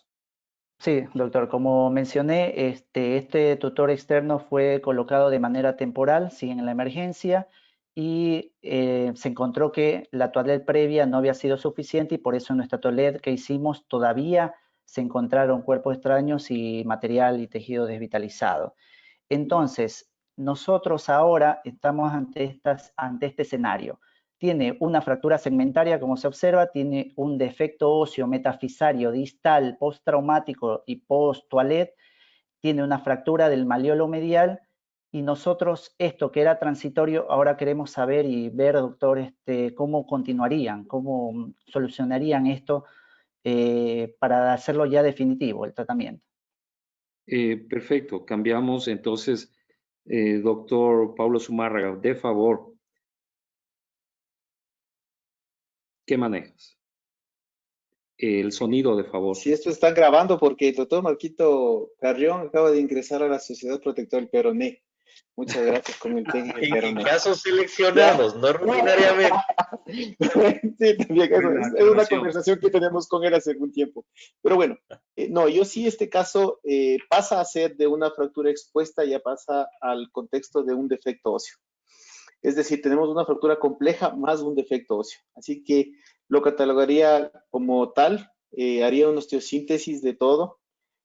Como dice Marco, en el peroné estabilizaría el maleolo con tornillos. Sin embargo, pensando en ponerle un clavo experto que baja bastante, a veces los tornillos estorban, hay que tener esa consideración cuando fijas el maleolo, y por eso yo no fijaría el maleolo de entrada, porque después te puede estorbar en el enclavado. Haría todo en un solo tiempo y fijaría todo, y el defecto óseo lo manejaría como tal. Es decir, pondría ya un primer tiempo de masquelet, y si es que la piel, porque hacer el angiosoma de la tibial anterior suele necrosarse la piel, ya pensaría en el mismo tiempo hacer una rotación tanto de gemelo o de sóleo, si es que me da, o hacer una rotación de colgajo de peroneo largo o peroneo corto para cubrir esa área. Daría un aporte biológico. Correcto. Sí, Gabino, ¿cuál sería tu criterio respecto de qué opciones de tratamiento con este caso? Bueno, hay que hacer la reversión de la fijación externa a la fijación interna para estabilidad de la fractura. El asunto es que el fijador externo lo que está haciendo es evitar un second hit. Y esto es una cosa extremadamente importante en la medida en la cual ya el paciente recibió un primer golpe y la colocación de un clavo provoca una inflamación fisiológica normal. Lo que no sabemos es qué respuesta puede tener el paciente ante la agresividad de un procedimiento ortopédico como podría ser un clavo intramedular fresado. En consecuencia, hay que cubrirse de factores o marcadores como las interleuquinas y quizás otros patrones como el antígeno leucocitario humano, con la finalidad de ver si este paciente no nos va a hacer un proceso inflamatorio tremendamente agresivo que complique otras situaciones. En consecuencia, sin duda, Paulo está concentrado en la fijación, inclusive con un masquelet, que yo haría exactamente lo mismo. El asunto es en qué momento pasar de un lado para el otro. Correcto. Luchito, sí sería interesante conocer... Sí, yo en este momento. Sí, perdón, te completo la pregunta. estamos hablando de conversión de fijación externa a un implante definitivo. Ok. ¿Cuál sería tu tiempo ideal para hacer esa conversión? En este caso en específico, yo no tendría apuro para hacer la conversión. Yo lo que quería es mejorar ese fijador externo, llevarle al paciente con limpiezas quirúrgicas seriadas, con todos los criterios que nos da Gavino, y diferir como es el paso para un clavado endomedular. Si hago esto en este momento, lo que estoy haciendo es al fresar y pasar el clavo, es darle paso, si es que se infecta ahí, a una panosteomelitis. El clavo va a ser mi vehículo para llevar la infección a todo el hueso. Entonces yo haría limpiezas quirúrgicas seriadas, con control de tejidos, ver que eso esté mejorando, que ya no tenga ningún indicio de necrosis, de infección, y en ese momento haría el paso a un enclavado endomedular, no antes de eso. No me Correcto. interesa apurarme. Perfecto, Luchito. De ahí surge otra pregunta que es controversial, la situación de los cultivos. Hay que diferenciar bien el paciente que te llega de inicio las primeras 24 horas, pero ya este paciente ya está pasando algunos días. ¿Qué opinas, Marquito, respecto de los cultivos? Bueno, existen muchos estudios que demuestran que la mayoría de infecciones se producen también por gérmenes hospitalarios. Entonces, en la primera cirugía de debridamiento, los cultivos no tienen un papel. Pero cuando yo repito el debridamiento, por ejemplo, en este caso, que es un paciente que ya ha sido manipulado, allí sí tomo cultivos, porque es un paciente que puede tener gérmenes, ya sea del ambiente donde se produjo la lesión, de su propia flora o de la flora del hospital donde fue tratado. Mi recomendación sería, en una fractura expuesta primaria, en el primer debridamiento, no realizar un cultivo. Pero si se realizan debridamientos seriados, o como en este caso, para verificar si hubo un debridamiento adecuado o por una infección, desde la segunda cirugía los cultivos sí tienen su validez. Correcto, Alfredo. Continuemos un poco con el caso para darle dinámica al caso. Vamos. Sí, muy bien. Siguiendo con el caso, sí se tomaron en esta segunda toilet cultivos, salían negativos, valores de Ditro y PCR venían normales. Como tratamiento, nosotros, tomando en cuenta este defecto óseo segmentario, decidimos realizar una estabilización por medio de una técnica de Masquelet, que como conocemos, se hace un nuevo desbridamiento agresivo oncológico, se estabilizó en este caso con un clavo endomedular y en el defecto colocamos un espaciador de cemento con antibiótico. También en este momento se realizó la osteosíntesis del malleolo medial con este tornillo canulado, lográndose esta radiografía posoperatoria. Nosotros, en el mismo momento, como tenía un pequeño efecto tegumentario, en conjunto con cirugía plástica, se decidió realizar un colgajo de tipo rotatorio a ese nivel, obteniéndose este resultado de cobertura, como se muestran en las imágenes. Pasando 3 meses de esta primera etapa, una vez que vimos que la parte clínica y la parte humoral, como se observan, valores de litro y PCR se encontraban dentro de la normalidad, se decide pasar a esta segunda etapa de Masquelet. Y en este caso, bueno, y como se conoce de la técnica, es que consiste en el retiro del cemento y la colocación de autoinjerto molido. En este caso fue proveniente de cresta y la totalidad del defecto se la rellenó con el autoinjerto del paciente, no se necesitó injerto de banco. Asimismo, la osteosíntesis la vimos que estaba estable y no hubo la necesidad de hacer un cambio de osteosíntesis acá. Nosotros Correcto. pensamos, sí, por favor. Sí, podemos hacer otra pausa precisamente ahí. Entonces, es otro caso diferente completamente. Y quisiera comenzar con Luchito, contigo. ¿Qué opinas sobre la técnica de Masquelet? Tal vez hubieras hecho otra opción.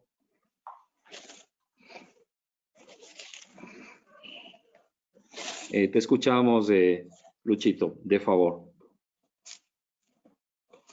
No, se fue el audio un rato. Como te digo, deberíamos, yo no concuerdo mucho con la parte de Masquelet. Yo prefería, en este caso, pensar en una técnica de transporte óseo antes que el fresado, cemento, retirar cemento, poner injerto. Eso me da paso a que pueda tener un poco más de riesgo de una infección. Inclusive podría ponerle el clavo y que me sirviese como tutor para hacer un transporte óseo. No me teniendo el clavo y con la técnica mezclar, es fácil que se infecte y puedo tener una panosteomielitis de toda la tibia. Correcto. Gavino, ¿qué opinas tú respecto de este manejo del paciente?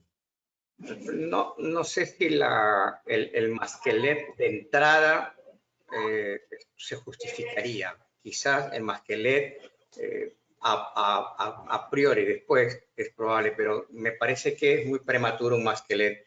A lo mejor una estabilización con el clavo endomedular e injerto en la parte distal sería más recomendable para evitar una posible infección a futuro. Creo que, en mi opinión, un poco apresurado el masquelet. Yo hubiera pensado mejor en darle la conversión a un tipo de estabilidad con el clavo endomedular y ir viendo la evolución de la consolidación en ara o en contra del masquelet.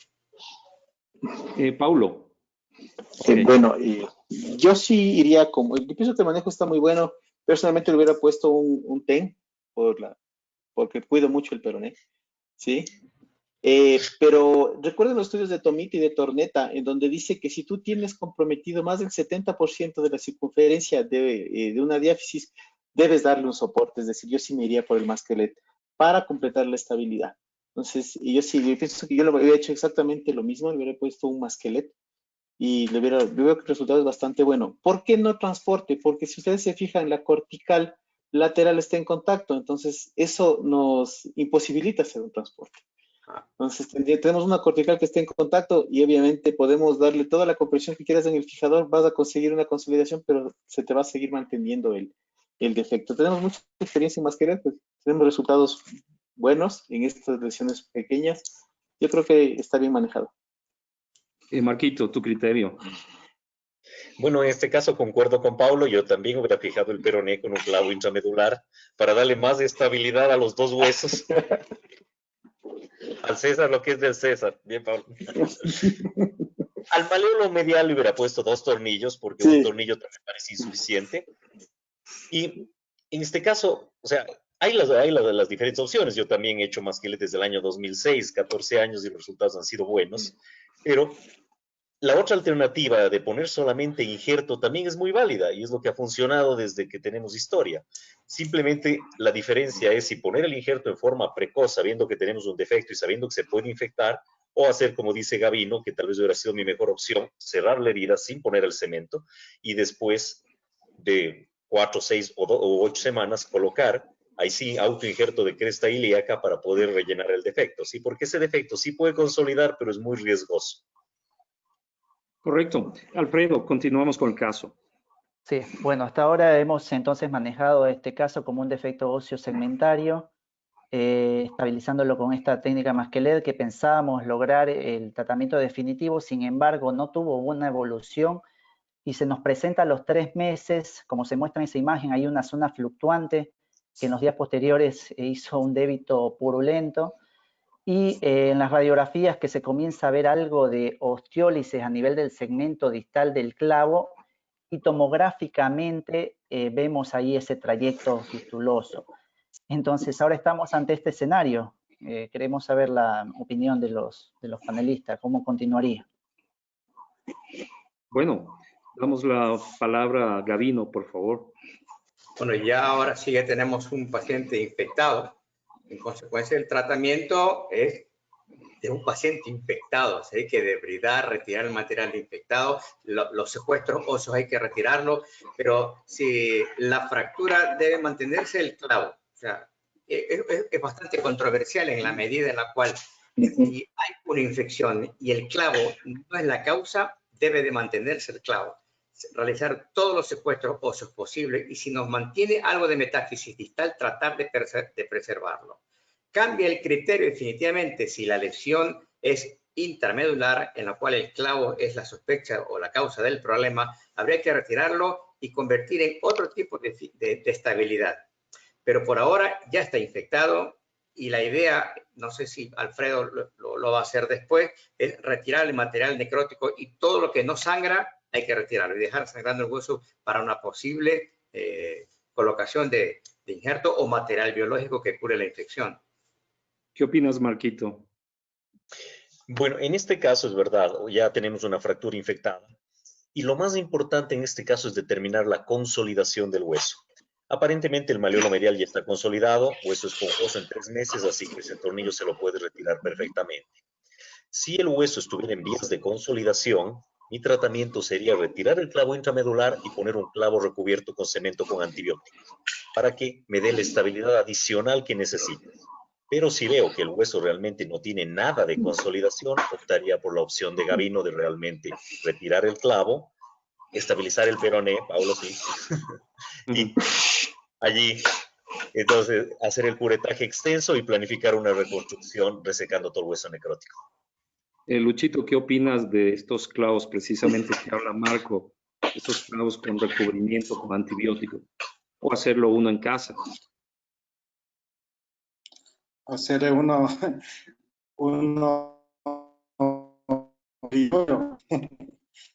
bueno, la verdad no sé si tengamos a la mano clavos recubiertos con antibiótico, sería algo ideal, pero tendríamos que evaluar cómo está el paciente en sí, ¿no?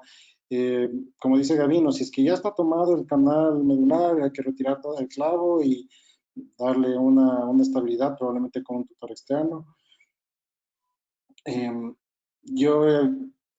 Me ha tocado ver algunos pacientes, varios, que han tenido este tipo de evolución con una panosteomielitis de todo el hueso, entonces es un fracaso terrible. Hay que hacer una limpieza quirúrgica estilo neoplasia, retirar todo el tejido que esté necrosado hasta llegar a hueso sangrante y a partir de ahí comienza el tratamiento definitivo, ¿no? Correcto. Bueno, se dispone de los clavos Subitón. El fabricante habla que deberían utilizarse hasta unos 4 a 6 meses, donde se tiene todavía, básicamente se sabe que todavía están botando antibiótico en esa área. ¿Qué opinas, Paulo? El audio, nuevamente. Ajá. Sí, Paulo. Infecciones, justo. ¿Me escuchas de ahí? Ahí Ya. sí, está bien. Tuvimos un medio round de infecciones justo antes de la reunión. Y creo que lo clave de esto es dar un buen diagnóstico. O sea, no se le puede echar la culpa al masquelet, porque ustedes ven el masquelet, parece que se está integrando. Sin embargo, el segmento intercalar, el que está en la mitad, yo no lo veo bien. Podría ser que en esa fractura lo que estamos viendo sea una necrosis. O sea, no podemos echarle infección porque no todo lo que supura es infección y no todo lo que se inflama también. Entonces hay que ver bien si es que ¿qué es esto? ¿Una infección? ¿Es una necrosis ósea por infarto? ¿Sí? ¿O es una necrosis ósea que es este proceso de secuestro? ¿Qué estamos viendo? Entonces, ahí tenemos que empezar a ver al paciente, como dicen ustedes, ¿no es cierto? Ver al paciente y ver cómo estamos en la zona local. Yo vería vitalidad de ese segmento, porque podría ser que ese segmento intermediario esté necrosado. No le echemos la culpa al masquelet, porque el masquelet aparentemente está pegando al extremo distal, pero pienso que tenemos un factor necrótico, ya bien sea de ese segmento que está flotando, esa cuña maligna que está ahí flotando, o del segmento entero. Es ahí en donde, a pesar de que mucha gente critique este examen, la gamografía nos da luces en esto, es decir, qué segmento está vivo, qué segmento está muerto, qué tengo que sacar y hasta dónde. Entonces, en este caso, yo le haría una gamografía para definir qué es el siguiente paso a seguir. Y por otro lado, le han hecho un propeller flap en esta zona, en la angiosoma del tibial anterior, que no es tan buena idea. Lo mejor es cubrir con músculo. Yo le hubiera hecho de entrada una rotación de sóleo, de misóleo. Pero bueno, como te digo, ahorita es dar un diagnóstico, porque si tú haces, te juro que si este paciente le haces exámenes de infección, ¿no es cierto? Proteínas, PCR, decir lo que tú quieras, va a salir que está bastante normal. Entonces yo pienso que es una osteonecrosis. Y la osteonecrosis hay que definirla bien y hay que hacer un muy buen plan de manejo para esto. Correcto, Alfredo. Podemos continuar el caso. Sí, bueno, nosotros lo manejamos como una infección y el manejo de la misma fue el siguiente. Hicimos el retiro de todo el material de osteosíntesis, el clavo y el tornillo canulado. Se realizó un fresado y lavado del canal, se abrió el foco también para hacer una limpieza y se tomaron varias muestras para cultivo, ¿verdad? Y como veíamos que estaba todavía en vías de consolidación, decidimos también hacer el recambio por un clavo endomedular con antibiótico, como lo mencionaron, de este tipo Subitón. El germen que se aisló en este fue un Enterobacter qualcae y un Staphylococcus epidermidis, que siempre manejándolo con infectología, se decidió tener también un tratamiento antibiótico bioral sensible a Bactrim y minoxiclina. Bueno, nuestro paciente, les muestro acá el resultado radiológico, cómo va evolucionando a los 3 meses. A los 6 meses, si bien se ven ahí unos arpones, eso es porque en este momento resolvimos una lesión asociada que tenía que era una luxación de peroneo y que en este momento le comenzaron a molestar más que el sitio del clavo y no había débitos ya purulento. Entonces, con buena evolución en partes blandas, se decidió en ese momento ya tratar lo que correspondía a la luxación de peroneo. La evolución se muestra acá a los 9 meses y esta evolución a los 12 meses, en donde nos impresiona que hay una remisión de la infección y la consolidación de nuestras fracturas. Esta es la evolución clínica de la paciente con 2 años de evolución. Estamos, creo, contentos con una marcha sin dolor y sin limitación a la misma. Gracias, doctores, por su atención. Excelente, Alfredo, tu caso. La pregunta que nos hacemos, porque es verdad, el clavo Subitón llegó hace pocos años acá al país. Anteriormente hacíamos algunos algo artesanales, pero realmente habría que retirar ese clavo a los 6 meses, al año, dejarlo. ¿Qué opinas, Gavino? Mira que la evolución es excelente y hay 2 cambios importantes al final del tratamiento, que es el cambio de la estabilidad y el manejo de la biología por el fresado. Y eso es clave en el manejo de un proceso infeccioso. Se dice que el fuego muere en la zona de la compresión y al cambiar el clavo, al fresarlo, al cambiar la estabilidad, mejora la estabilidad y mejora también la biología con el fresado. Sin lugar a duda, concomitantemente el tratamiento con el clavo con antibiótico es parte del manejo con antibióticos, pero la estabilidad le cambió totalmente el panorama a este paciente. Marquito, ¿qué opinas tú del caso? Mis felicitaciones para Alfredo, excelente resultado. En realidad, si todavía la consolidación no estaba en proceso, lo mejor era mantener la estabilidad, como dice Gavino, y tratar de quitar la infección siguiendo adelante. Si no hubiera funcionado, quedaban igual abiertas todas las otras opciones. En retrospectiva, Luchito, ¿hubieras fijado tú el peroné, que no comentaste respecto al peroné? Viendo este resultado. Pues como les había dicho, yo de inicio no le fijaría hasta no tener la seguridad de que no iba a evolucionar a una infección. Al inicio del caso, como les dije, yo mejorar el tutor externo, hacer limpiezas seriadas, y una vez que tenga certeza de que estaba limpio el lecho, ahí sí la fijación con el clavo y la fijación del molde. Bueno, y Paulo, de favor. Bueno, lo de las limpiezas seriadas también es muy controversial, ¿no? Cada vez se usa menos. ¿Aló? Sí, sí, Hola. te escuchamos. Sí, usamos cada vez menos, más bien nos basamos en criterios clínicos y criterios de ortoplastia para cubrir. Hay que pensar que los gérmenes se comportan como lo que hace la naturaleza. Por ejemplo, en este caso, mira, te está contaminando por un germen saprófito, un enterobacter. Entonces, sabes que está el germen ahí porque hay un tejido necrótico o hay una hipermovilidad. Entonces, tú sacas el tejido necrótico, das estabilidad y se cura. O sea, el germen no se cura con limpieza, se cura con un manejo, como dice el doctor Gavino, multidisciplinario y lógico. Entonces, dar una buena estabilidad, yo sí le hubiera fijado el peroné. Y todo esto va a que no hay receta perfecta, ¿no? No hay receta perfecta. Tú ves esto y no hay receta perfecta, no hay protocolo que seguir, sino hay muchas herramientas y un buen cocinero que haga las cosas bien, con lógica. Entonces, lo que tenemos que buscar, como le felicito al doctor Alfredo, es buscar herramientas, él ha buscado herramientas modernas para poder solventar su problema, dar un buen diagnóstico y solventar su problema. Y esa es la clave del éxito, trabajar en equipo con herramientas modernas y más no con recetas, esas recetas de límpiale cada 48 horas y espera que se negativice, no. Vamos de herramientas correctas, diagnósticos correctos y un buen equipo de manejo. Ese es el éxito. Correcto. Tu mensaje, Marquito, para llevar a casa de este caso. Bueno, mi mensaje es que siempre el aseo quirúrgico debe tratar de hacerse en las mejores condiciones posibles. Si viéramos que tal vez la situación no es adecuada, tratar de referir al paciente. Igual que en el manejo de los tumores, siempre es mejor que todo el tratamiento se haga en un solo centro con el personal más capacitado para no tener estas dudas de qué pasó, de qué se hizo. Y asimismo el manejo tiene que ser el mismo que conversamos en el caso anterior. Antibióticos, estabilización, toxoide tetánico, todo lo necesario del aseo quirúrgico precoz. Perfecto. Bueno, hemos estado contestando, gracias a la colaboración de Arturo, algunas preguntas que nos ha hecho el auditorio. Y tenemos algunas especiales que voy a dar paso precisamente al doctor Arturo Maya para que pueda hacerles a los panelistas.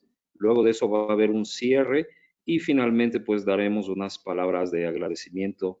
Así que Arturo, por favor, si podrías conectarte para que te quedes con los panelistas. Ok, muchas gracias, David. Tengo 3 preguntas principales del auditorio que me parecen muy interesantes para los 4 panelistas. Dice, ¿a cuántos días hacen la conversión? ¿A los cuántos días? Pregunta el doctor Jairo Guevara. Está a medias contestada la pregunta porque depende de los casos, pero no sé si alguien quiere explayarse no más de un minuto. Marco, Gabino, Luis, Pablo, cualquiera, por favor. Bueno, Marco. me gustaría mencionarles que no hay una receta exactamente. ¿A cuántos días? Cuando las condiciones del paciente y de la extremidad lo permitan. Eso es lo importante, cuando las partes blandas estén en condiciones y veamos que no hay evidencia de infección. Si es antes de los 15 días, generalmente se puede hacer el cambio del tutor a un clavo directamente. Si es después, tenemos que analizar mucho más el panorama para ver si se puede hacer la conversión directa o es mejor hacerlo en 2 etapas. Pablo. A ver, bueno, tenemos aquí una controversia muy importante, ¿no es cierto? Porque en el artículo tradicional te dice que debido a la osteitis que se produce por los pines, y es lo que yo todavía sigo, ¿no? Hay un margen de seguridad, o sea, tienes 15 días para evitar la osteitis local y la colonización con riesgo de infección. Sin embargo, con la evidencia de los antibióticos modernos de amplio espectro y que penetran al hueso, si tú haces un buen manejo antibiótico y la gente que hace fijador externo, como el doctor, muchos aquí profesionales en el país, hacen el cambio del alargamiento a clavo y se le da antibióticos de amplio espectro de penetrancia y así podemos evitar la colonización. Es decir, en un mundo ideal sería bueno hacerlo antes de los 15 días, pero si tú tienes un poco más de tiempo y el doctor Arturo nos puede ayudar en eso, que es el que hace el alargamiento óseo, tú pones el clavo endomedular y das antibióticos de amplio espectro que penetran el hueso y tú puedes proteger tu osteosíntesis. Entonces esto y con el uso de antibióticos modernos nos permite alargar un poco más el tiempo que los 15 días. Tienes toda la razón en lo que acabas de decir, Pablo. Yo después voy a hacer una pequeña acotación. Por suerte estamos bastante adelantados ya en el tiempo y creo que hay cierto tipo de consideraciones, pero vamos a dar respuesta a más preguntas de nuestro auditorio. El doctor Ricardo Vega pregunta, ¿quién de los panelistas hubiera manejado con placa en la primera reconversión?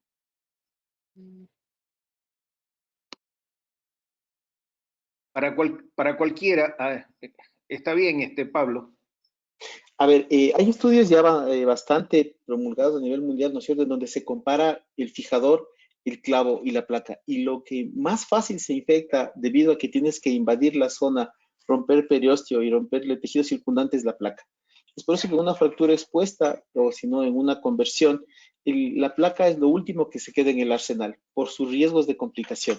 Entonces, la placa está muy bien cuando tenemos que hacer mínima invasión, pero para una reconversión hay que pensar 2 veces, porque son tejidos que ya están maltratados, y maltratarlos más con la placa podría ser un problema. Arturo, Gabino, me gustaría acotar algo en la primera pregunta de que cuándo hacer la conversión. Acuérdate claro, que Ambos pacientes son pacientes con lesiones de alta energía. Por lo tanto, fisiológicamente acaban de recibir un primer golpe. El asunto es cuándo convertirla a otra situación de fijación interna, cuando las situaciones del paciente no vayan a generar un segundo proceso inflamatorio como una respuesta provocado por un tratamiento ortopédico. Por lo tanto, se supone que en las primeras 96 horas, que es el punto máximo de elevación de la curva del proceso inflamatorio, no se debe cambiar a un proceso de fijación interna, clavo o placa. Entonces, esperar entre el quinto día en adelante y de ahí tratar de ver si las condiciones de la piel del paciente, del entorno en general, nos permiten colocar un clavo o una placa, ahora mismo lo hacemos con un clavo, pero que no vaya a generar una segunda respuesta inflamatoria como un distrés respiratorio, y no sabemos exactamente si este paciente puede ser agresivo en esa respuesta inflamatoria. O sea que más que pensar en una infección, que es una cosa que se nos viene con el tiempo, es esa respuesta inflamatoria que puede prestar el paciente. Perfecto. Pablo, un minutito, por favor. Sí, hay que definir bien la respuesta inflamatoria, ¿no? Pablo, Luis, danos un minuto, deja que termine. Entonces, hay que hablar de cuando es politrauma, ¿no es cierto? En donde hay factores de activación de la inmunidad y adquirida y innata, ¿no es cierto? Que es lo que está en el camino, y el trauma local. El trauma local, si bien es cierto que tiene su afectación sistémica, si hay trauma local sin trauma torácico o sin politrauma, este asunto de medir los factores de reacción no tiene mucha validez. Eso está más bien definido cuando tenemos lesiones asociadas, es decir, politrauma, es un manejo de politrauma. Y mandamos a la sociedad un compendio de politrauma con los muchachos de la Universidad de San Francisco, espero que lo lean, está bastante interesante. Espero que los publiquen ya este mes.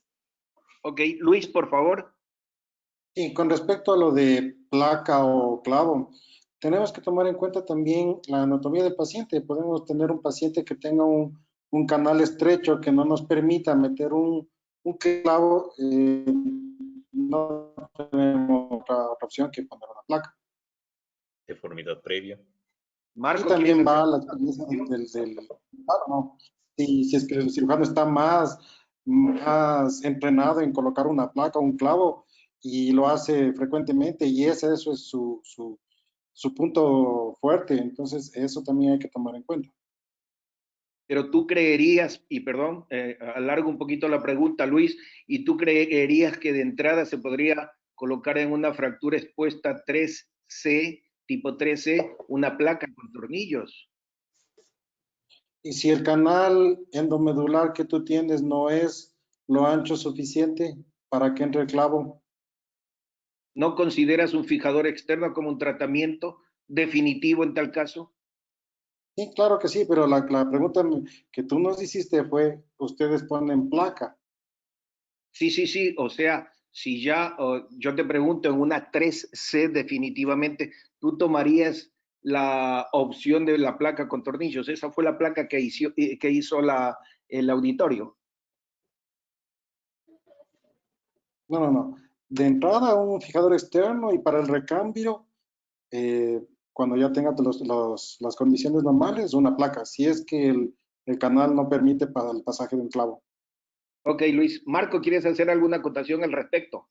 No, ninguna. está bien. Tenemos otra pregunta del doctor Andrés Gómez.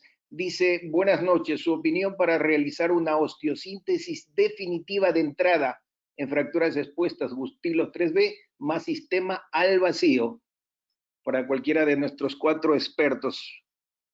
Pablo.